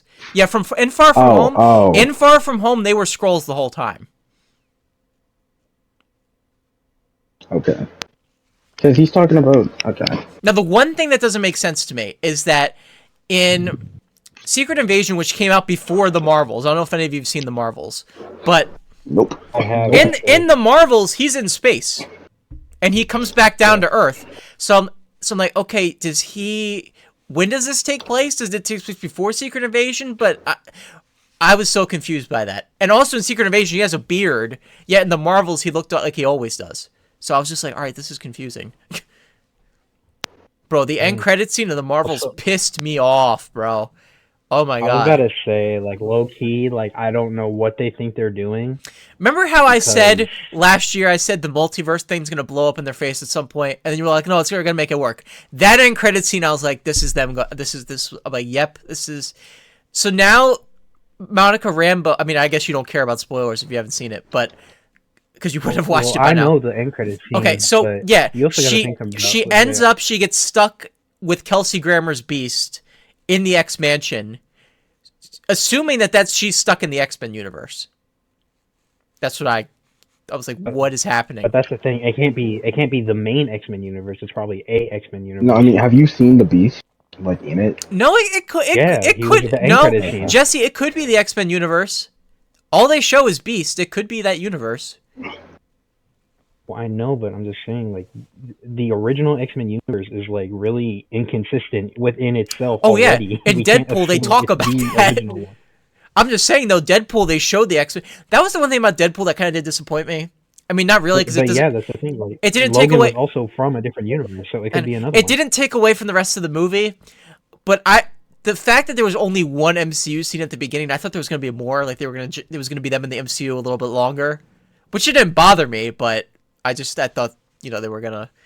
I honestly thought they were gonna end up going to the MCU, like at the end, not just going back to his universe. Oh, they'll be back for Secret Wars. I mean, they even remember she tells it. Well, what's the one TVA agent, the female? She tells them at the end. They're like, "If we ever need you, we'll call," or something. They said something similar to that. I don't know if that's exactly what she said. Yeah, they'll be back for Secret Wars. They're gonna be dumb if they don't bring them back for Secret Wars. And now I read a rumor that apparently gonna make him do this, please. 90. Bro, I cracked up so hard. I did not. What amazed me was that in the Deadpool movies, they poke fun at Fox. I thought they went harder at Disney than they did at Fox. Like, I mean, low-key, it was Disney that messed up everything. When they were like, "Welcome to the MCU," you're joining at a bit of a low point, by the way. Bro, I love that they didn't hold back and just acknowledging. And then the whole thing where he's like, the multiverse, man, it's been miss after miss after miss after miss. And then Nicepool's like, it's been steadily great since Endgame. Dude, I love that they didn't that they didn't hold back. Yeah, fact. This was a little thing though. I also enjoyed how they made the callback to people forgetting about Peter Parker by showing the block picture of him and Tony Stark by blocking out Tom Holland in it. Really? I didn't notice that. I didn't notice that. Yeah, when he's in Happy's office and he's talking about I do have to mention that though. It shows a picture of Tony Stark. I read a rumor. I don't know if because Spider-Man 4 apparently is gearing up to start filming. I heard soon. It's coming up. Fucking start. The rumor that I read is that Sony and Marvel were having fights over it. Apparently, the people at Disney, because Disney and Sony have to work together to make it. The people at Disney want it to be a street level movie with Daredevil. Sony wants to make it another Sony wants to make it another multiverse movie where they team up the three of them team up again. Which again just proves how dumb Sony is. Like, dude. Yeah, it was a one-time thing. Exactly. Yeah, I was about to say, if they did that again, that would be. Also, I would not be taking notes from the people who greenlit and made Madam Web, Morbius, etc. That is also true. Bro, Craven, nobody can tell me Craven's gonna be good. Nobody. I don't care if it's rated R. Paul will tell you it's a good movie. Oh, we gotta talk about. Did Clint tell you? Paul low-key, unironically liked Madam Web. Of course. You said Joker 2 was worse He than said Madam Joker Web? 2 was mid. Oh my god, of course. I can't. Why do you hang out with Paul, Logan, bro? I think it's time you drop Here's him, the bro. thing, with movies, like when it comes to like independent film, like outside of like main studio, like blockbuster movies, we usually agree on independent films because we have Regal Unlimited, so we see a lot of movies, and so I've kind of learned that like what our opinions are. With independent movies, like smaller movies, we usually agree most of the time. When it comes to blockbuster movies, we are all over the like on complete opposite ends most of the time. He hated Deadpool. Didn't like the third Deadpool movie? He hated it. Now everybody's just silent. Hate is a strong word. Okay. Okay. I know the it's score. not even I know close the to score right he either. gave. I know the score he gave all three of them. I know the score he gave all three of them. Ready? He gave the first Deadpool. The first Deadpool, which to me is the best one besides the new one. The first Deadpool he gave a 3 out of 10. Oh my god. Nothing could First prepare, Deadpool? Yes. nothing could have prepared me for that. Okay. The second Deadpool, in my opinion, the worst one. Even though I still enjoy it. But I think it's the worst of the three. The second one he gave a 6 out of 10. Three higher than the first one. And then Deadpool and Wolverine he had in the middle at a 4 out of 10. Yeah, Paul needs to count his days. Right, he does not have much time left. Now, speaking of no time left, my dad's calling me for dinner and he sounds mad. I don't know if y'all want to keep talking. I'll try to eat real quick, but I mean, yeah, we can keep on talking. I was gonna say I gotta go eat real quick. Just All right, I know yeah, you're just gonna come yell back. at me, so I'll be quick. All right. Did any of you guys see Twisters too? Twisters? Yes, I did see Twisters. Jeans? No, Louis, stop, Louis. My jean jacket, my jean shirt, and my denim bands. I got my cowboy hat on. Yo, okay, so Well, that here's the matters thing. at the end of the day. Here's the thing with is my ram. Twisters. Here's the thing with Twisters. I watched the first one shortly before I saw the second one. I'd never seen it I before. watched the first one a while ago. Here's the thing. The first one's a great movie. Here's the thing. I was not a huge fan. I thought it was okay. Maybe just because it's just I don't know. Maybe just because I didn't grow up with it or something. But I don't know. But I enjoyed. My mom watched that movie all the time. I enjoyed the second one, even though, but I still think they were around the same. Like Twisters, like I enjoyed it, but like it's a movie I forgot about like 2 days after I saw it. It's like one of those kind of movies, like oh, that was enjoyable. Then you just forget about it. I feel that way with what was it? What movie came out like a week ago? Oh, Look Back. What? Oh. What? You're gonna start talking about Look Back in here? What's it called? I didn't even heard of that. I might. This is a very niche movie. Oh, okay. That's what I'm about to say. But you wouldn't know it because you're not into that thing. But I was like, it was such a great movie. Is it But like a day or two later, Is it an anime? it was just like I just looked it up. yeah, Okay. yeah. But I was like a day or two later, because it was only in theaters for 2 days. It's still at AMC Nishanami. There's a few theaters it pops up at. That it's still showing. Yeah. Huh. It says it's only 57 minutes long. Yeah, it's very short. Very short. Trying to. Wait, it's only 57 minutes? Yeah, it's only 57 Yeah. minutes.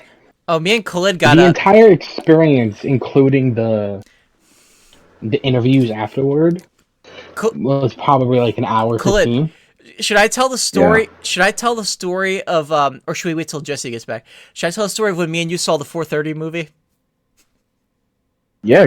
Oh, yeah, I was like, Khalid told me you guys watched that. I never heard. Oh, should I wait about what happened after? That's the main part.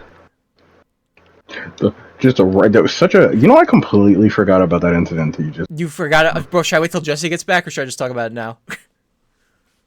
I don't know how long Jesse will be gone for. Alright, so I guess or I guess we could talk about the movie. Then I could talk about that incident when he comes back. I guess that works. All right, so I messaged Khalid on September 11th or 12th. We saw it on the 12th. Yeah. So I messaged him on the 10th or the 11th. I'm like, hey, Khalid, Kevin Smith's got a new movie coming out. You want to go with me? And I was like, it's called 4:30 movie. I sent it to him. He had never heard of it, understandably, because it's not like a Jay and Silent Bob thing. It's like its own other thing. So like those movies kind of go under the radar more. So I'd seen the trailer for it. I thought it looked really good. So this movie, fun fact though, me and Khalid saw him live, Kevin Smith live at his theater. We were talking about last year. This movie was filmed at that theater. It took place at that theater. Which is why I wanted to invite Khalid, because I was like, oh, that'd be so cool if we like saw the movie, like where it was shot at. Like we went to the theater. It'd be cool if we saw the movie. So I messaged him like, bro, let's go. So the times for this movie were so weird. It was a most of Kevin Smith's other movies he releases like a Fathom event. So like they play it at every theater, but it's like only a few nights only. This was an actual like release, like multiple showtimes a day, but it was a limited release. So it was only in I read about it afterwards. It was only in 200 theaters in the United States. The closest Regal it was at in Jersey. The closest Regal it was at was in I think it was in Warrington, Pennsylvania. I didn't see any in Jersey for Regal. And I have Regal Unlimited, so that's what I went to first. I'm like, I'm not going to Pennsylvania to go see this. But then like 2 days before it came out, I couldn't find any times. But then Cherry Hill, it was playing at 2 AMCs within a 50-mile radius. It was playing at AMC Neshannomy, and it was playing at AMC Cherry Hill, thankfully, because that's only a 20-minute drive, and I've been there multiple times. Me and Clid saw Oppenheimer there. So I was like, okay, we can go to AMC Cherry Hill. But I only saw Friday. There was like no Thursday night. And then finally, like 2 days before, they put up one 7:45 showing on a Thursday night. I'm like, all right, Clid, let's go. I'm like, you want to go? And then it was even worse because I messaged Clid, we planned it. Then the day after I messaged him back, there was something wrong with your phone, right? Yeah. Yeah, so Khalid's phone, when I sent a message, it automatically sent a message back saying, sorry, this person, their phone line's turned off or something like that. And so my plan was I texted Jesse to see if he could message him for me, and Jesse never got back to me. He read the message, but he never got back to me. I'm going to ask him about that. But yeah. So I was like, okay, I had picked Khalid up at his house for Oppenheimer. So I had I didn't remember the exact address, but I had like a vague memory of where it was. So I went to college then, where I'm like, all right, I didn't tell you this, Khalid. I was like, all right, I'm going to pass by Khalid's house on my way to college, see if it's the correct address that I remembered. And I passed by your house that morning. I was like, okay, that was his house. I remember the cul-de-sac. So I left. I was like, okay, I think that's his house. So Khalid, my plan is that I was going to just come to your house and then just knock on the door like a little earlier than I was supposed to come when we had planned. And then like 2 hours before I was going to do that before the movie, Khalid got back. He's like, yeah, he sent me a message from his desk. And he was like, yeah, I finally, my phone, something went wrong. And I was like, oh, okay. So then we met up. So anyway, we saw the movie. I went into it looking forward to it. Clid didn't see a trailer. He didn't know what the plot was. Am I correct on that? Like That's how you should go into movies. Like you knew nothing about it. Yeah. Okay. So we saw it, and the first time we saw it, I didn't like it that much. It was okay. I've seen it twice. I saw it in theaters. I was like, I should see it again. I saw it in theaters after that again. I liked it a lot more the second time. There are problems with it though. It's basically about 3 kids in the 80s. It's actually Kevin Smith's first movie that he made set in a previous time period. All his movies were always set when the movie was made. This is the first time he's doing like a period piece. Like he's doing a movie that takes place like in the past. So it was a movie set in the 80s about a kid named, I think I remember this kid named Brian David. And he falls in love with a girl named, and Khalid, this was hilarious. After the movie, Khalid said, if I hear the name Melody Barnegat one more fucking time, I am going to lose it. They say that name, Khalid, that shit, Khalid, 3,000 times in that fucking... So, Khalid, that didn't bother me as much as she said, you sure know a lot about movies, Tim, like 15 times. That bugged me more on the first viewing. Then after you said that the second time I saw it, I noticed that and I picked up on it. And they say her name like 50 times through it. And holy shit, why? The thing was, too, it's not even her first name. They always said her first and last name. Like, the other, like, That's my point. Dropping government names out here. It's a It very... would literally be like, Melody Barnegat. Like, bro, shut the fuck up. Holy It's shit. a very simple movie. I actually own it on digital. I've been meaning to watch it again because it came out on digital only a few weeks later. And I went to the ending, Clid. It's literally the movie without credits is an hour and 15 minutes. Like, it wasn't a and I even like watched it. I'm like, that went by pretty freaking fast. It's not a long movie.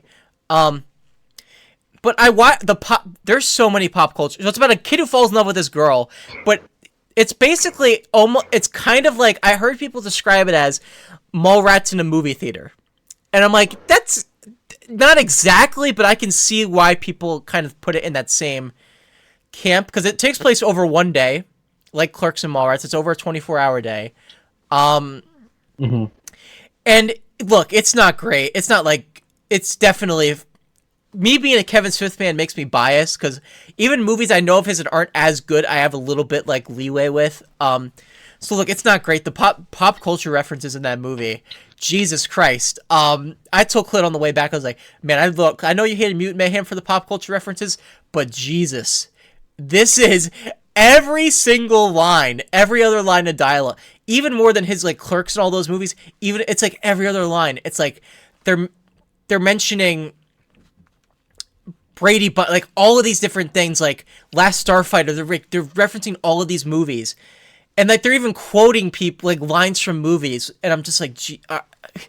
And the one thing was too, Khalid, this bothered me, bro, and I think it bothered you too. And I talked to Paul because Paul saw it, and he said the same thing, bro.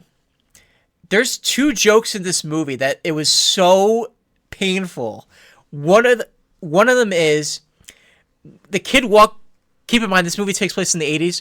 Kid walks up to a theater usher, and he's talking about Star Wars. And I kid you not, Gavin, I shit you not. This movie takes place in 1986. They make it, this guy says a line where he's like, man, Star Wars they're never going to make another Star Wars. It's not like they're going to go back and do episodes 1, 2, and 3 in the past, and then make TV shows upon TV shows upon TV shows. Me and Khalid were there like, oh my God. Like, it was so like, look. Were the movies even out by then? That's the joke, is that they're making jokes about stuff in the future. They're saying the future, yeah. It's so... Look, I love Kevin Smith. I cannot stress this. I cannot stress this how much I love Kevin Smith. Like, I'm never gonna... But that being said, that joke, I was like, oh my gosh, come on, Kevin, come on. And then the other one was, there's a guy named Major Murder, who's like basically a WWE. Oh, you know the line I'm talking. And I didn't have a problem with the character. I actually thought the reveal of him like being all tough and then him being like more soft was hilarious, kind of like when that whole talk.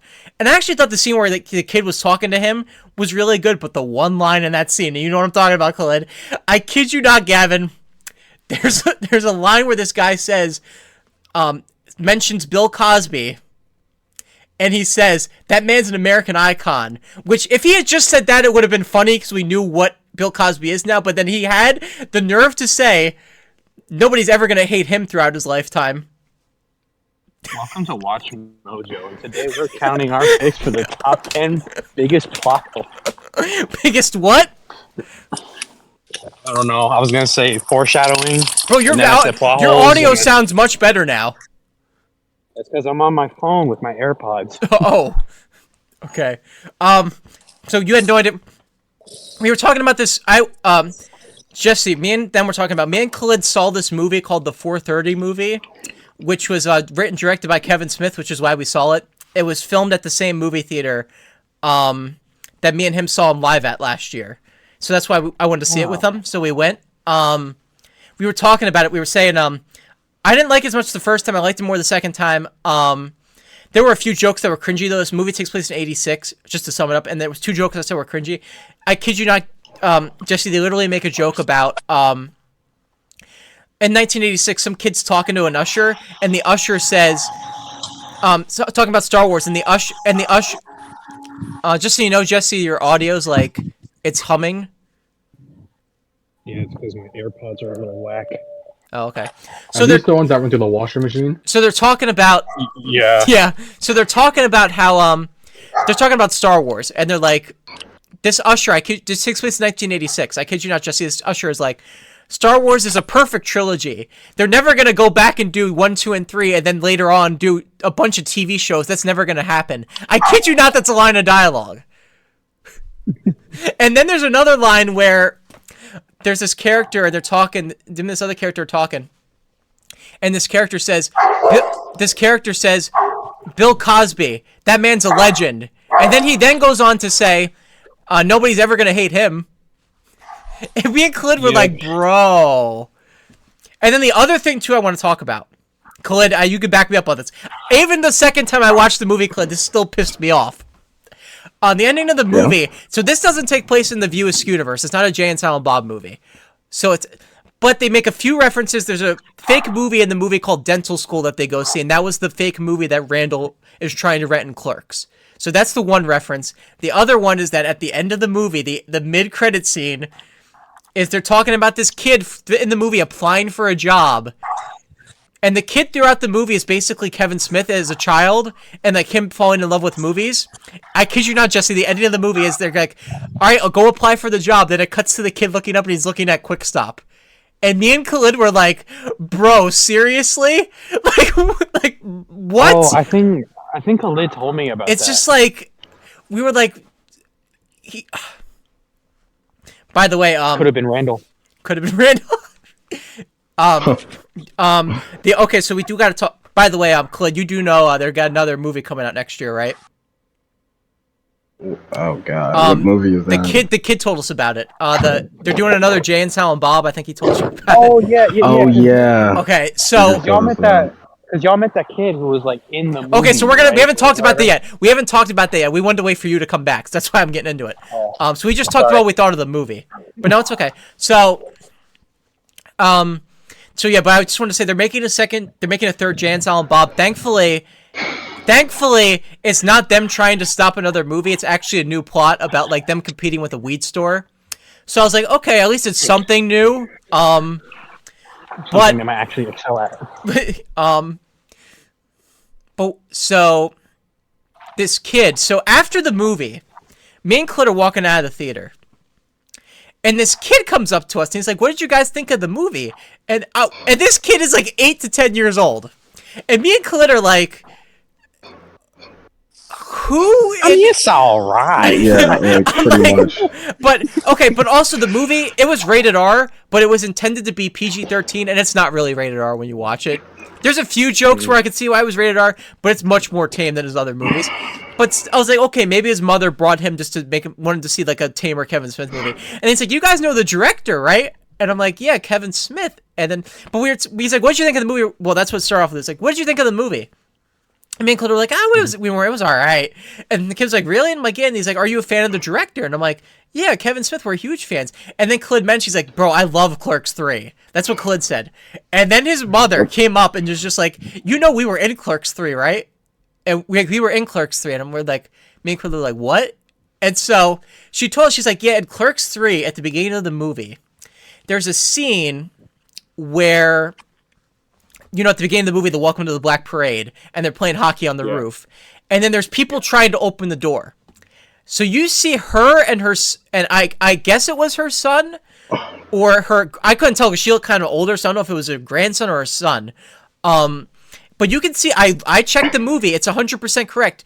They're trying to open the door. They're the first, they cut to 3 different times, like quick cuts of people trying to open the door. They're the first one that they show. And they also mentioned we were in Logic's music video. So I don't know if you know this, but they had a Jay and Silent Bob music video with Logic that came out last year. Logic was in this movie. Logic was in the movie, the 4:30 movie. But Logic, I checked, they were in that video too. You can see them in the video. And they said, yeah, we were with them throughout the entire production of Clerks 3. And we were like, really? And they're like, yeah. And so they were talking about how they were with them throughout from rehearsals to when they finished shooting. And we were like, huh? It was a 3-month period. I know they only filmed the movie over a month, so it was over a 3-month period that they were with them. And so then they dropped the biggest one, I thought. Because, yes, you're in the movie or whatever. This kid is friends with Jay. Yeah. Okay, so I knew this. I'm not even kidding you. Before the movie started, we were driving in the car, I told Khalid, I said, you know Jason Mewes has a Twitch channel, right? He plays Fortnite. He's like, no, I didn't know that. And then literally after the movie, the kid's telling us, yeah, I'm friends with Jay. We met during the pandemic on Fortnite.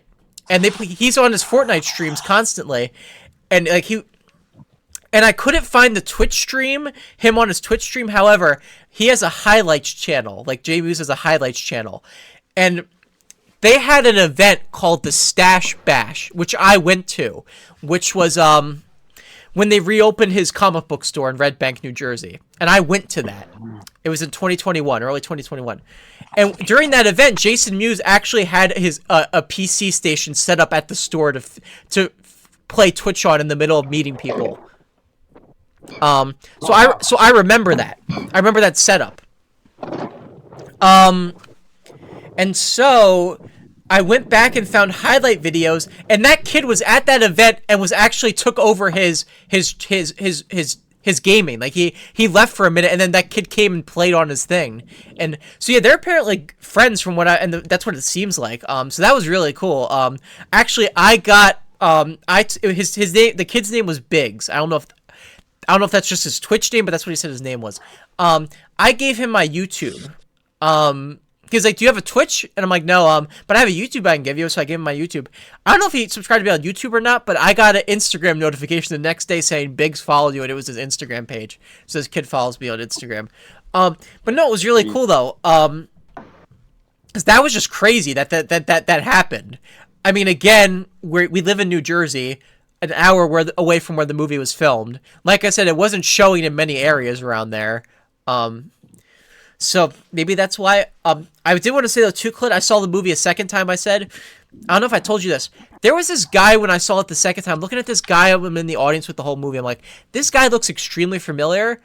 I couldn't tell. I looked up a photo of him because this guy, Hooper and Chasing Amy, the character of Hooper and Chasing Amy, he looks a lot different now. And I know this because a few months ago he was at Kevin Smith's Vulgarthon, and I saw pictures of him now. I'm like, he looks a lot like older, which obviously it's 25 years later.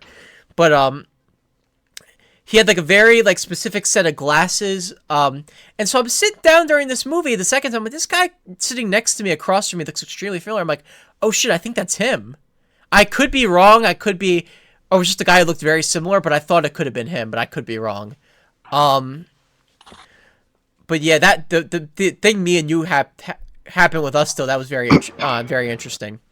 It was honestly worth seeing. It was honestly worth seeing the movie just for that. Honestly, did I tell you guys? My dad has a children's book coming out later this year. I did. I think you did say that, yeah. Yeah, it should be coming out in it was supposed to come out in late fall. Late September, but it didn't happen.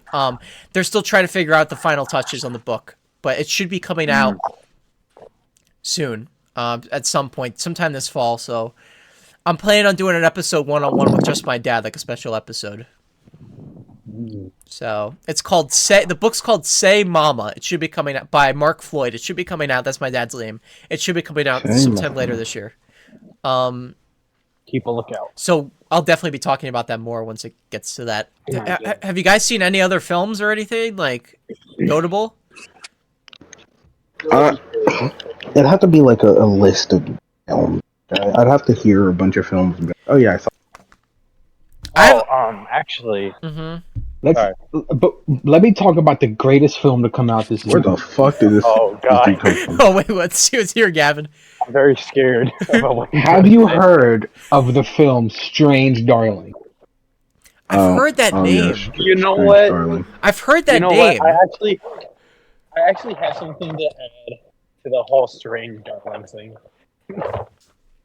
Expound, Jesse. I still haven't seen it, but after that Mhm. men experience, I don't know if I trust you guys anymore. You have to. I've seen some weird movies. Because me and Paul see so many independent films, we see some weird stuff. Have you seen Men? Yes, we saw that in theaters. The It ending, was peak, right? the ending of that movie. The ending of that movie. It was ass. I Listen. I didn't really like it. What did you think about it? What did you? Me?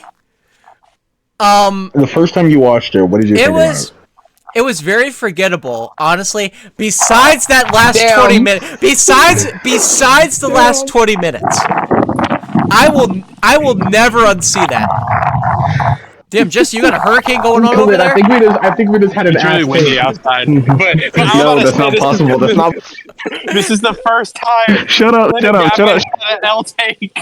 Shut the fuck up! Shut the fuck Because- up! That's not true. So for context, Logan, they have been glazing Men ever since they saw it, right?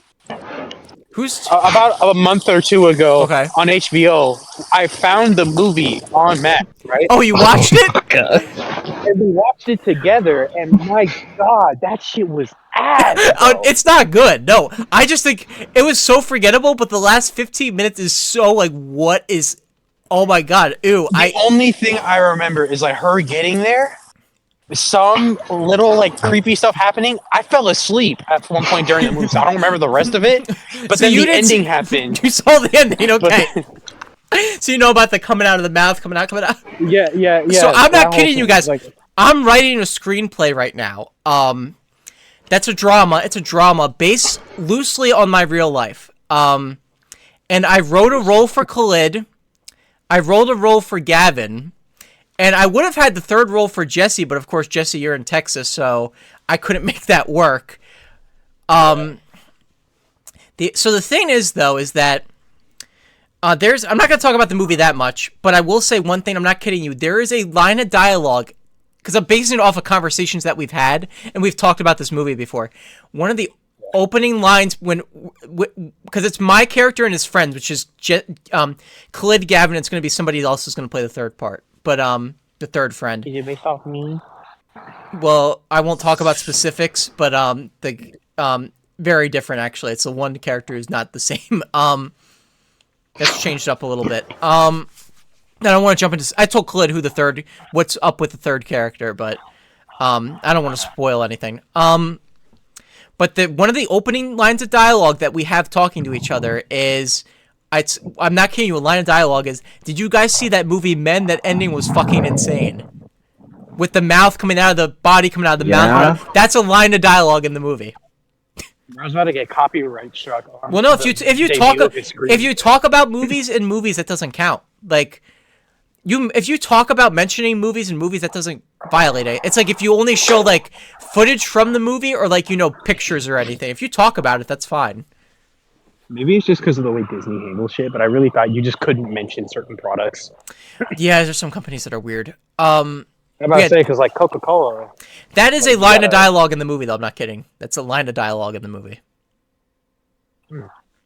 Interesting. Yeah, but that movie was insane. Like I said, I don't remember anything about it besides the ending. And it being trash. It was not good.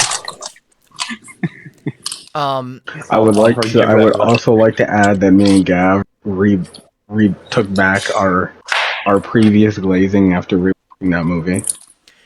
You did what? Sorry? Yeah, sorry, y'all. We took back the praise we gave that movie upon. I didn't think you two praised it. You just seemed like... Oh no, we were. Listen. We were tired. We were puffing up some copium or some shit. Went and watched the movie late at night and thought the movie was amazing. Told him to go watch the movie. Went to watch the movie, and it was one of the best experiences I've ever had watching a film. So. I'm just... Take that shit back. Alright, well, Jesse left. He'll probably be back. Yeah, that movie was something. Here's my thing. I know Jesse doesn't trust our movie takes after that whole thing. Listen, no, he can't. No, he can't really say that because you can't say that. Out of 300 peaks, 1 L is not enough. I'm not gonna lie. I was joking about that though, to be honest. I still trust y'all, but after that movie, I was just like, man. Yeah, that was first L take. Right, listen, Strange Darling is Pico, Jesse. I'll believe you. I'll believe you. Can I tell you my film? You want me to read you my favorite films of the year, and we'll see if we can what I've seen. Sure. Deadpool's my number 2. My number 1 is Dune 2. Dune 2 is amazing. Yeah. I really enjoyed my 3. This is a movie I acknowledge is not great, but I had so much fun with it. Bad Boys 4. I had so much fun with. I haven't seen that yet. I forgot they made another one. All right, that's a show that doesn't count. Challengers, the movie with Zendaya. That's my number 4. What? Sorry? Yeah, I'm not gonna lie, that surprised me too. Because you watch the trailer and you think it's gonna be like some romance movie. It is like the most nerve-wracking. Oh my gosh, the trailers like make it look like it's gonna be. It's a total Oscar movie. People are saying this probably get nominated for some Oscars. She's great in it. That's like the first like legitimately like good performance I've seen her give. I'm not saying she's bad, but like in that movie she's great. Like that movie is so it's like a tennis ball. It just hits you back and forth. It's so nerve-wracking. Like watching her, because it's about her manipulating the other 2 guys basically. Like she's using them to get what she wants. Then I saw a movie called Love Lies Bleeding, which isn't that well. It's a kind of an obscure movie.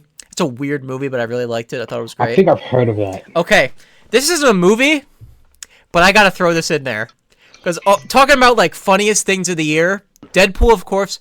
But did you guys see that TED TV show? I saw the first episode. I have. That shit was memed so much. And me and Khalid have our own inside joke. Here's the thing. Jesus. But they got him. What does that mean?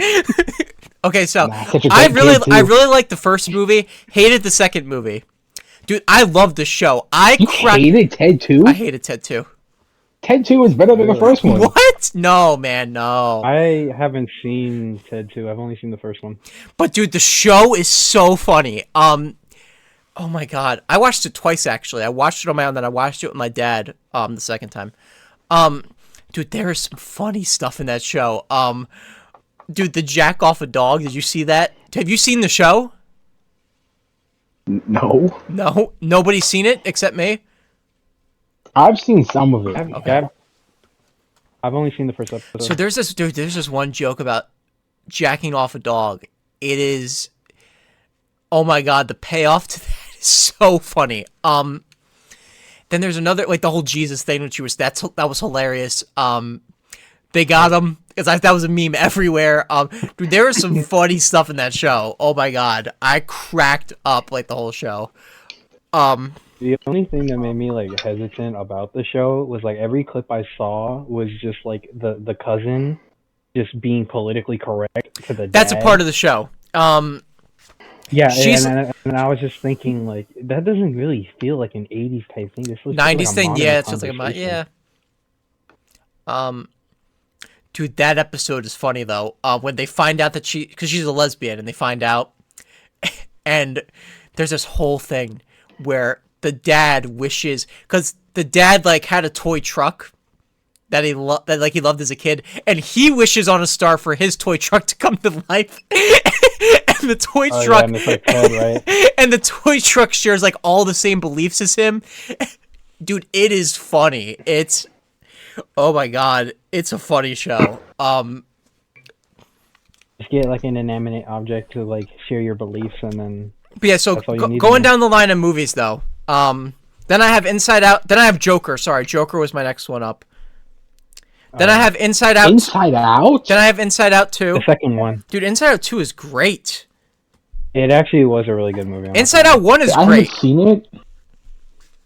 I wasn't a total fan of the first one. I love the first one. Second one's still great, It though. was okay. Yeah, I agree. The first Then, one. then next up on my good. list, is a movie I thought was going to be horrible. Transformers 1. That movie surprised the hell out of me. Oh my You god. did say I that. haven't seen that one. Yeah, I remember you saying that.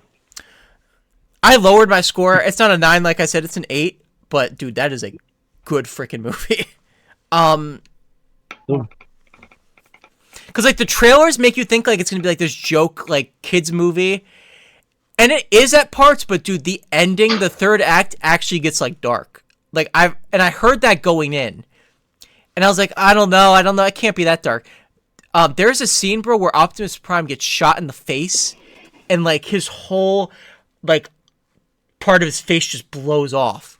Like it's animated and it's robots, so like it's not that violent. But just thinking about it, like if they were real people, bro, the movie would have been. Optimus Prime just looking up at everyone, just like. So here's the thing: going into the movie, there were literally people glazing this movie. I heard people comparing the scene to that it's so good that they compared it to What's Up Danger, the What's Up Danger scene from Into the Spider-Verse. Like, okay, it can't be that good. After seeing it though, it is a very like kind of What's Up Danger-esque scene with Optimus Prime like coming back. It's a dope scene. Dude, I thought it was great. It surprised the hell out of me. Like, it's really good. Toby, come in. You're welcome. So I would highly recommend that movie. All right. I'm trying to think of what else. I like Kingdom of the Planet of the Apes.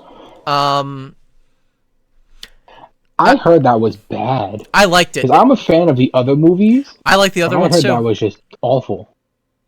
It's funny. I watched the original from the '60s beforehand. Then I watched the 3 newer ones. The trilogy with Caesar. I liked Rise of the Planet of the Apes. Caesar, my goat. I liked Rise of the Planet of the Apes. I thought Dawn was the best one.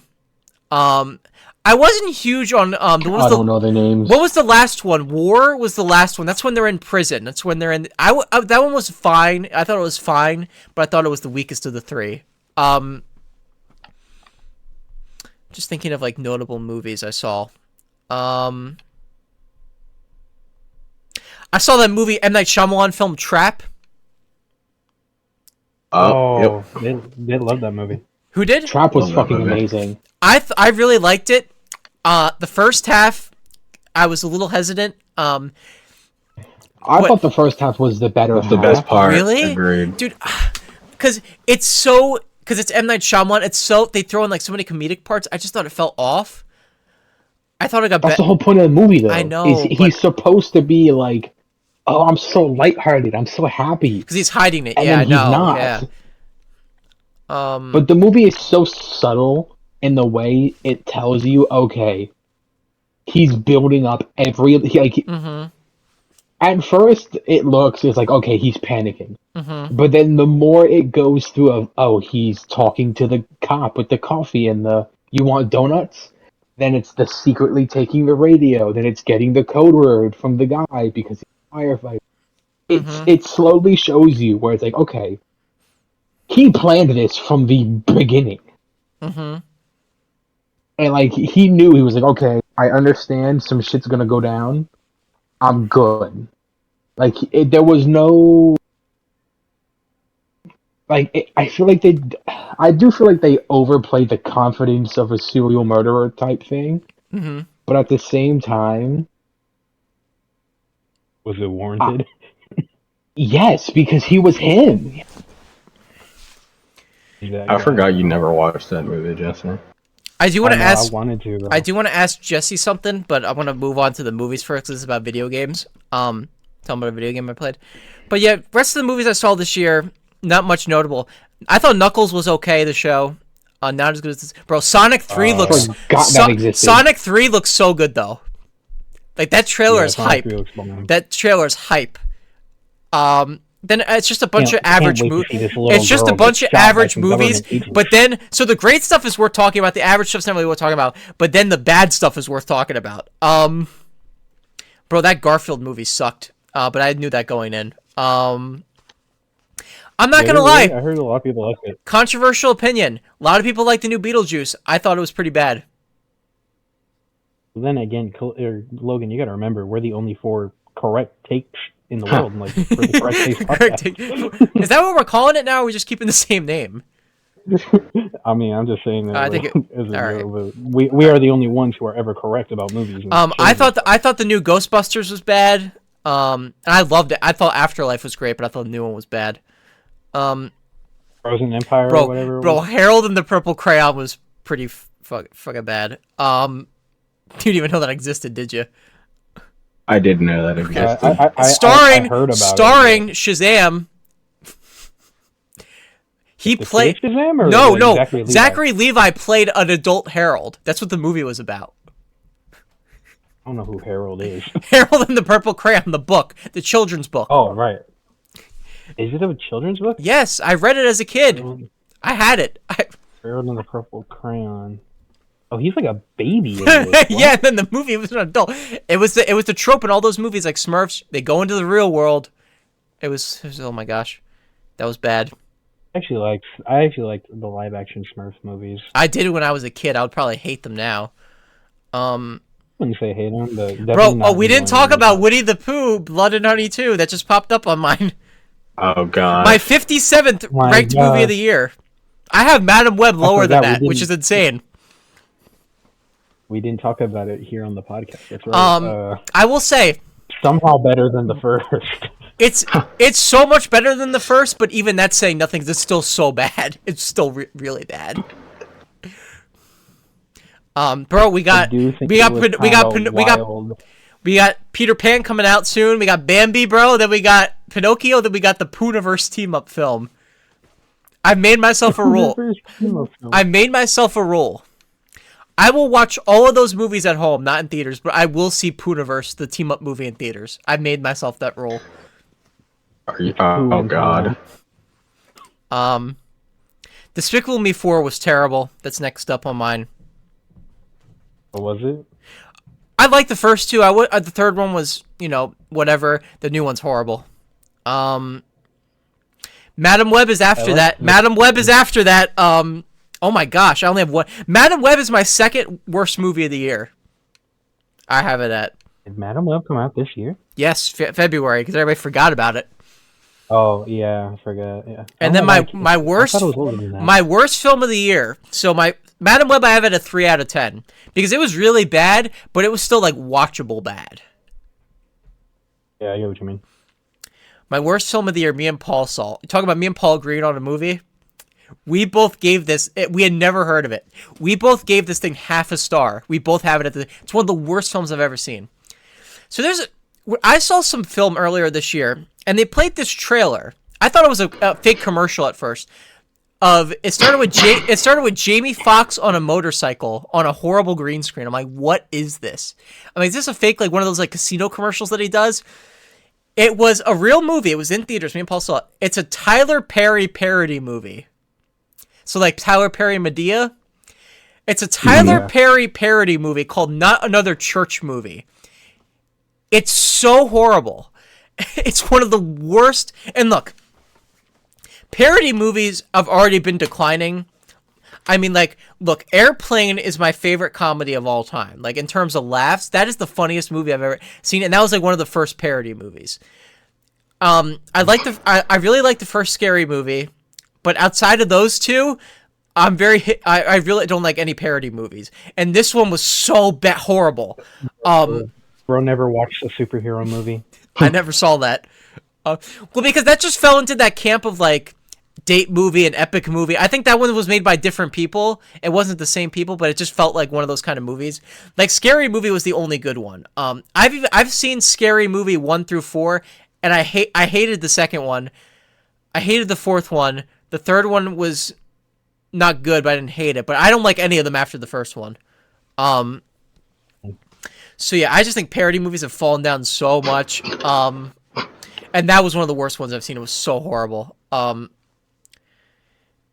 So yeah, that was really bad. That was the worst movie I've seen this year. Craven's creeping up though, man. I forgot Venom was this month. Venom's coming out this month. I completely forgot. Honestly, I like the first two a lot. The trailers haven't done really anything for me to get excited for it, but I'm gonna go see it. What? Yeah, I'm just like, it looks alright. whatever. The trailers are like the trailers look amazing. I thought the second trailer was better. The first one I didn't like at all. I thought the second one was better. Also, man, I can't trust Sony. I'm sorry, man. I can't trust Sony. It's crazy because Venom movies are all ones I think Sony actually. Yes, those are the only two good ones. Well, and then Spider-Verse, but that's separate because that's not part of the Sony whatever. That's not part of the Sony Venomverse, whatever they're calling it. But yeah, I can't believe, dude, Madam Web was so bad. Obi. What? My dog. Oh, your dog. Yeah, dude, Madam Web was really bad. I mean, it was watchable bad, but it was really bad. Did y'all watch Madam Web? I did. I did. You didn't, Gavin? Oh, Gav didn't? No. I probably won't. Which is hilarious because Gavin, you sent us a group chat message before I saw it saying, "Oh, I got to see it though because it's Marvel," and you still didn't see it. Nope. I was in a theater. Honestly, don't. It's not worth it. Honestly, Especially there are because, parts of it that are so bad that there are parts of it that are so bad it's hilarious though. I don't know how in 2024, with the climate that we live in, how they have a scene where I can spoil this, right, Gavin? You don't care. Yeah, I don't care about. The only thing I care about spoilers for is video games. For a movie that advertised itself, as like girl power, like like a female superhero movie, the three teenage characters are so dumb. The three characters, which was Isabella Merced, Sydney Sweeney, and who was the other one? Which, by the way, because all right, I'll talk about Madam Web first, but. I saw the trailers for Madam Web. I'm like, who is Sydney Sweeney playing? Because look, Sydney Sweeney is extremely attractive. I'm just gonna put it out there right now, like most, like the entire internet says. Yeah. But watching the trailers, I was like, who is she playing? Like, I don't know who. Because I saw that movie last year, Anyone But You, which actually I thought it was gonna be horrible, and I only saw it because the trailers. I thought she was super hot in the trailer, so I'm like, all right, I'll watch it just because she's in it. I don't know really who she is, but she's extremely attractive. And I actually kind of liked it. Like, it's not a great movie, but it's enjoyable.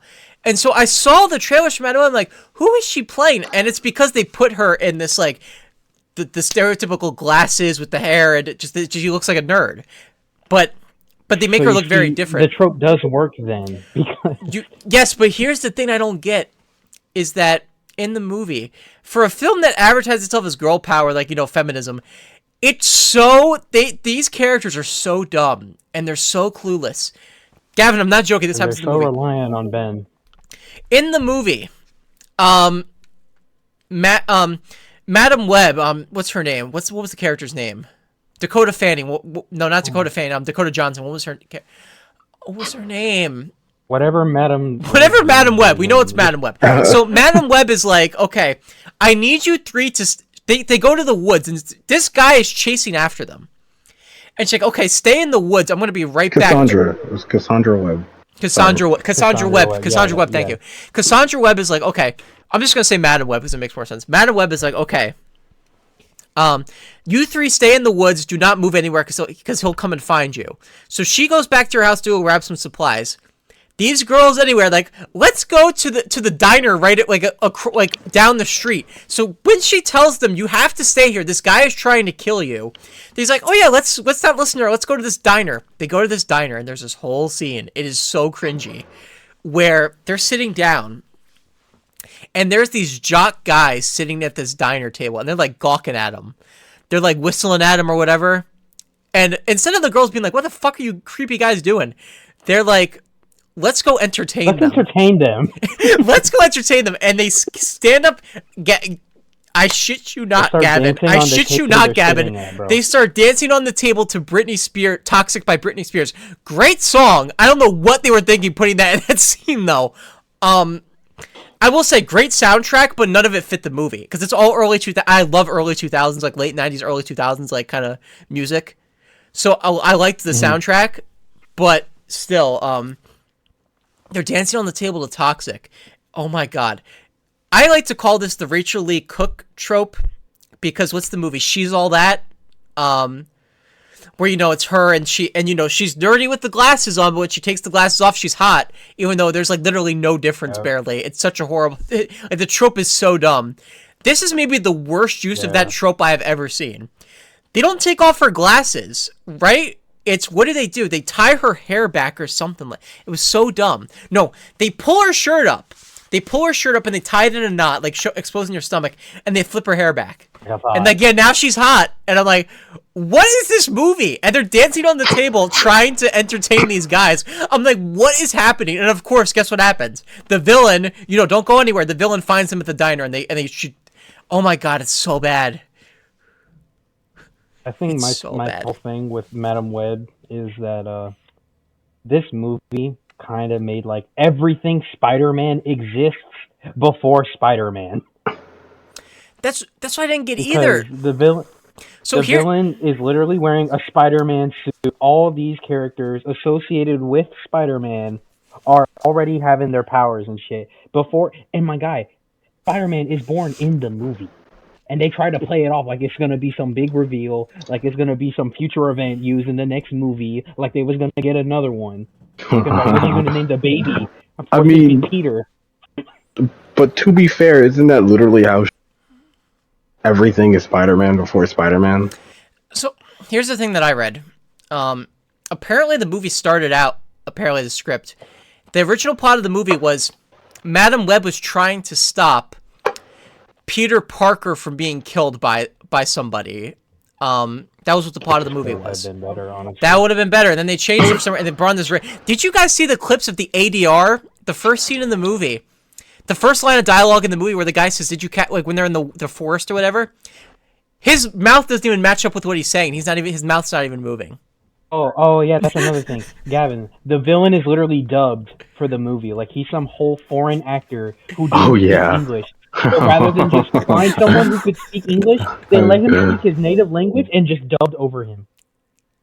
Like he was on. It's some so like, bad. The ADR is so bad. No, it's dubbed. It's dubbed. Like it's like if somebody was in here speaking Chinese and I was like, "Yes, that is my name." Like that's.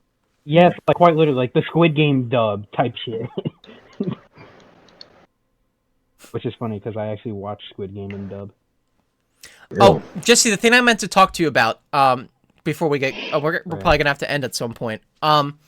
It's over 2 hours. I checked the time. Oh wow, Jesse, I gotta ask. So I finished because you're talking about Stick of Truth before and Fracture But Whole, the last podcast. Okay. Not only did I watched all 26 seasons of South Park. Finished it finally. I played both games. And I want to tell you my thoughts. Stick of Truth had a better story. I thought Stick of Truth had a better story, but the gameplay in Fracture But Whole is so good.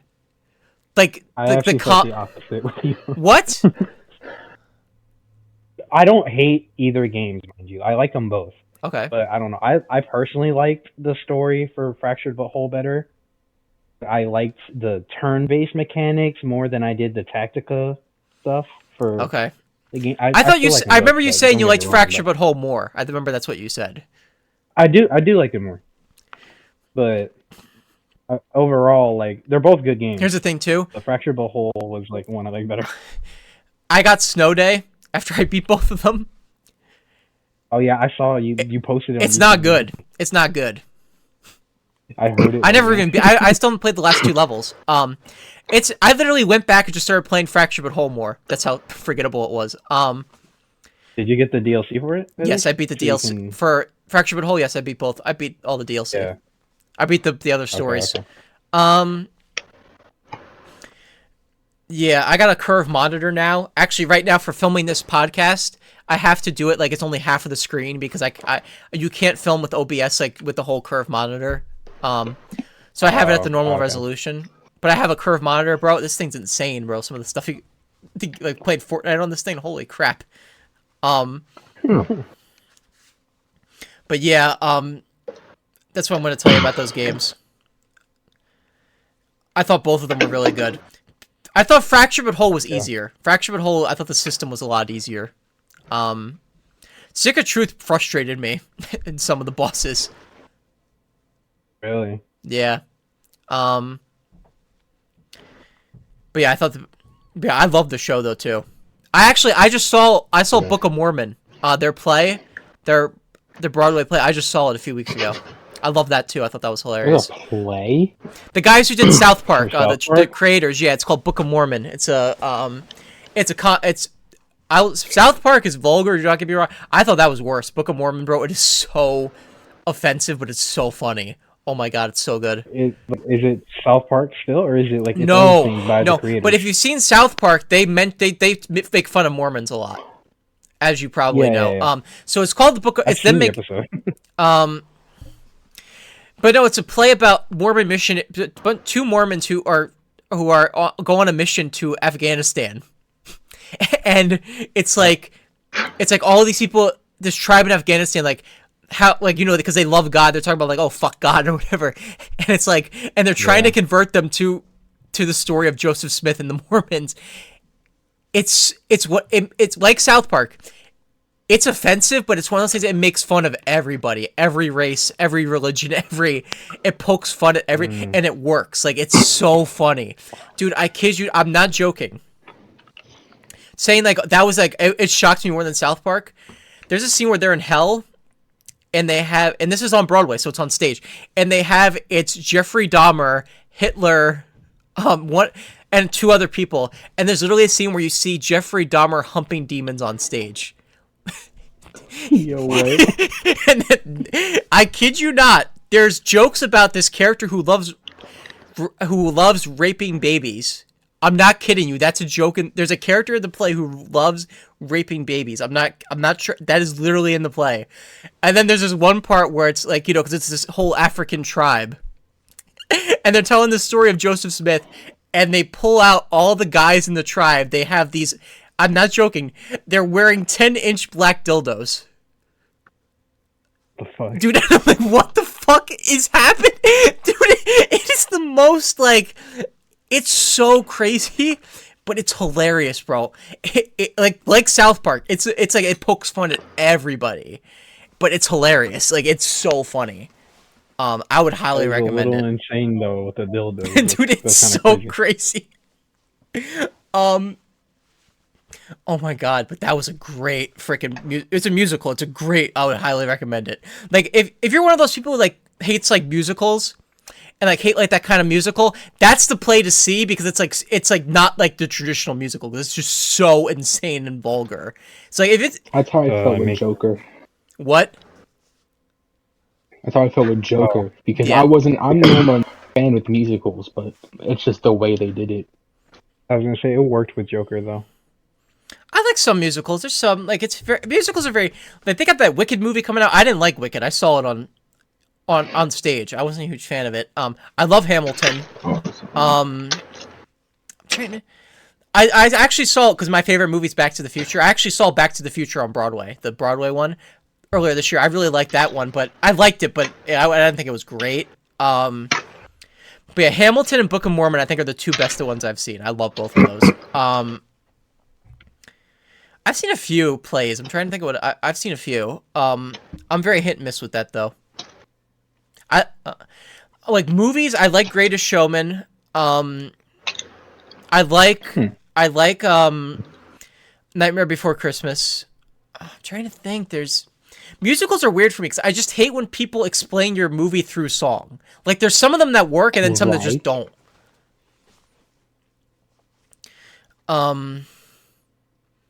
Yeah, that's. I honestly think musicals only work for, like, Disney movies. That's why. Yes. That's a great point. Lion King is one of my favorite animated movies. Aladdin.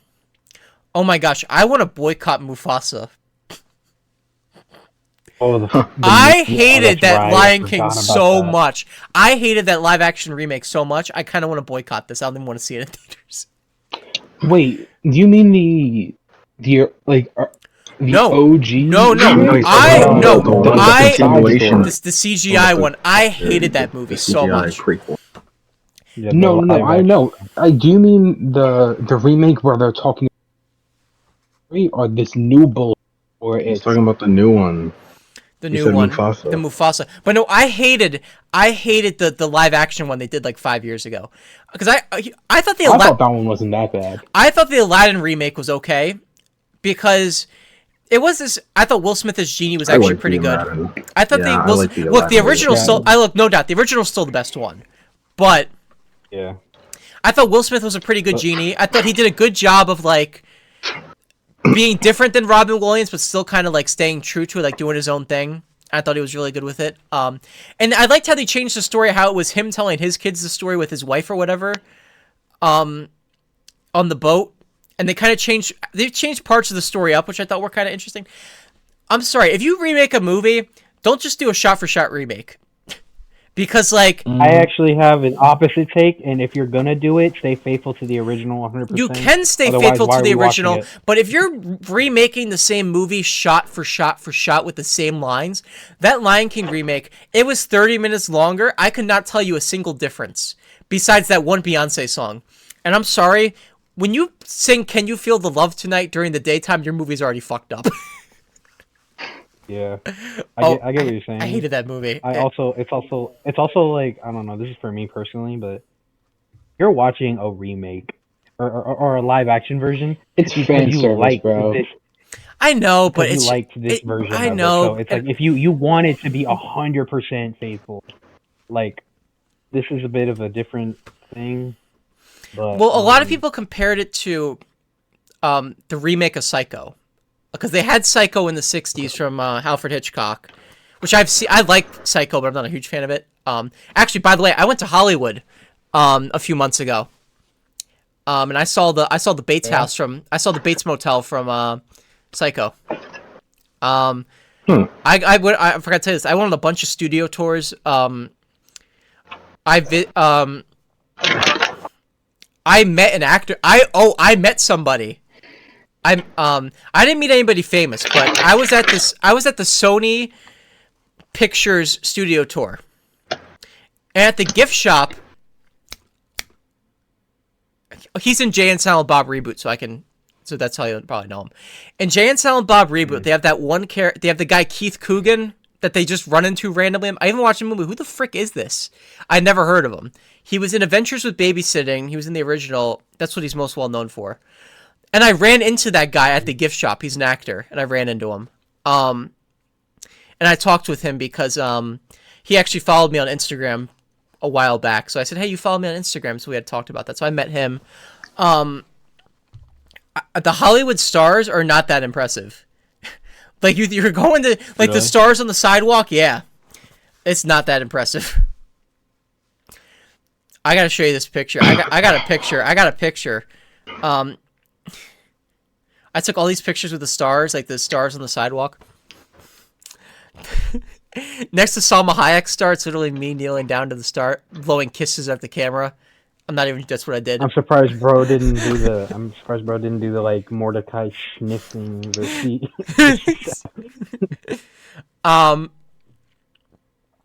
The Chinese theater was cool with all the handprints in the cement. I'm trying to, but yeah, the studio tours were cool. So I saw some cool things. But yeah, I saw some cool props, things from comic book movies. The Bates Motel I saw from Psycho. There's some other things, I just can't remember them. I saw, actually, the upside down kiss from Spider-Man. You know, the famous upside down kiss? Yeah. I saw where that was filmed. So these studios have, like, lots. And, like, they have, like, built towns. So, like, sometimes they don't film in actual cities. So on the... It was the Paramount lot, which is weird because it's a Sony movie, but on the Paramount lot, they filmed a lot of the New York scenes in Spider-Man. And I saw where they filmed the famous kiss. Actually, it's right next to the orphanage from Annie. It's right next to that thing, yeah. And so that I saw that narrow place where they kissed. Like, it's so small when you look at it. I'm like, how do they film it? How do they get him even in there?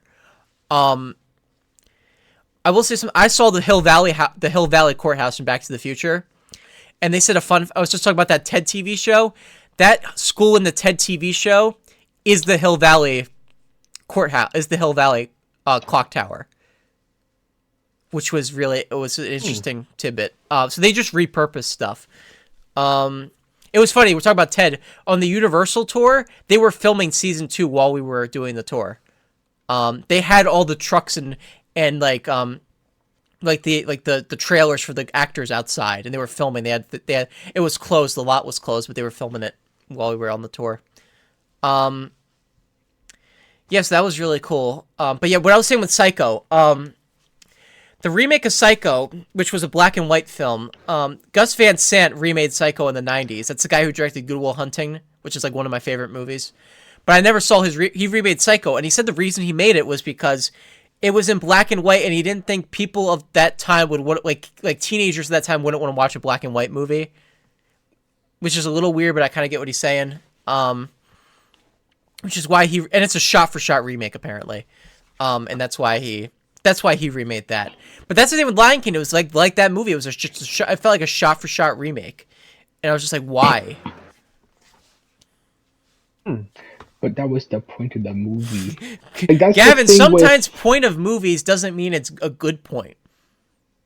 I get that, but it's the same thing with this is off of the movie thing, but Persona 3 just came out with episode Aegis, which is a remake of the DLC from the original game. That entire thing is fan service, where it's not supposed to be, oh, you want to experience The Answer or Lion King for the first time? Come watch this brand new remake. It's there for people who know what it is and just want to experience it again. Which is why I go back to my original take. If you do a remake or like remaster or something, you gotta be faithful to it, like word for word, bar for bar. Don't change anything unless it's subtle and like good. Like, don't make it obvious you're only doing it for the fan service, because then people start hating. Unless they did the fan service right. Sorry, I'm just looking at. I don't know if I agree with that take. I was getting a little off track, but like some remakes are meant to be experienced only after the original, like the Lion King one. So you can trash the Lion King remake because it's not as good. That's what I guess. I can't say for sure because I'm not that far in, but I still got to figure out how to get S again. This is now officially our longest episode, I think. Yeah, I'm aware. All right. I don't know if there's really much else we can talk about, honestly. I mean, honestly, we switch to video games. You know damn well we shouldn't. Well, I mean, we can. What I'm thinking of is we could start doing this more often because it's on a call. If this works out well and it plays back well, we could probably start doing. For that. So we could start doing this more often. So I love doing podcasts. Like I love just doing podcasts and getting content out there. So. That's a clout. And this is a lot easier too, I would assume, right? Yeah. Okay. So we'll definitely have to play in this again, but I think that's enough for video games. You said, right? That could be a topic for next time. We can go into deeper. Yeah, I think that's it for today. Honestly, I really got nothing else. You guys got anything to add? No. Specifically. No, I'm good. All right. Well, you sound tired, so you just yawned. So, all right. So that is today's episode of Bullshit with the Boys. I am Logan Floyd. Khalid, you want to sign out? Yeah. Okay. So Logan Floyd, Khalid, Jesse, and Gavin. Adios. Good night. Good night, everybody. We will see you next episode. Bye.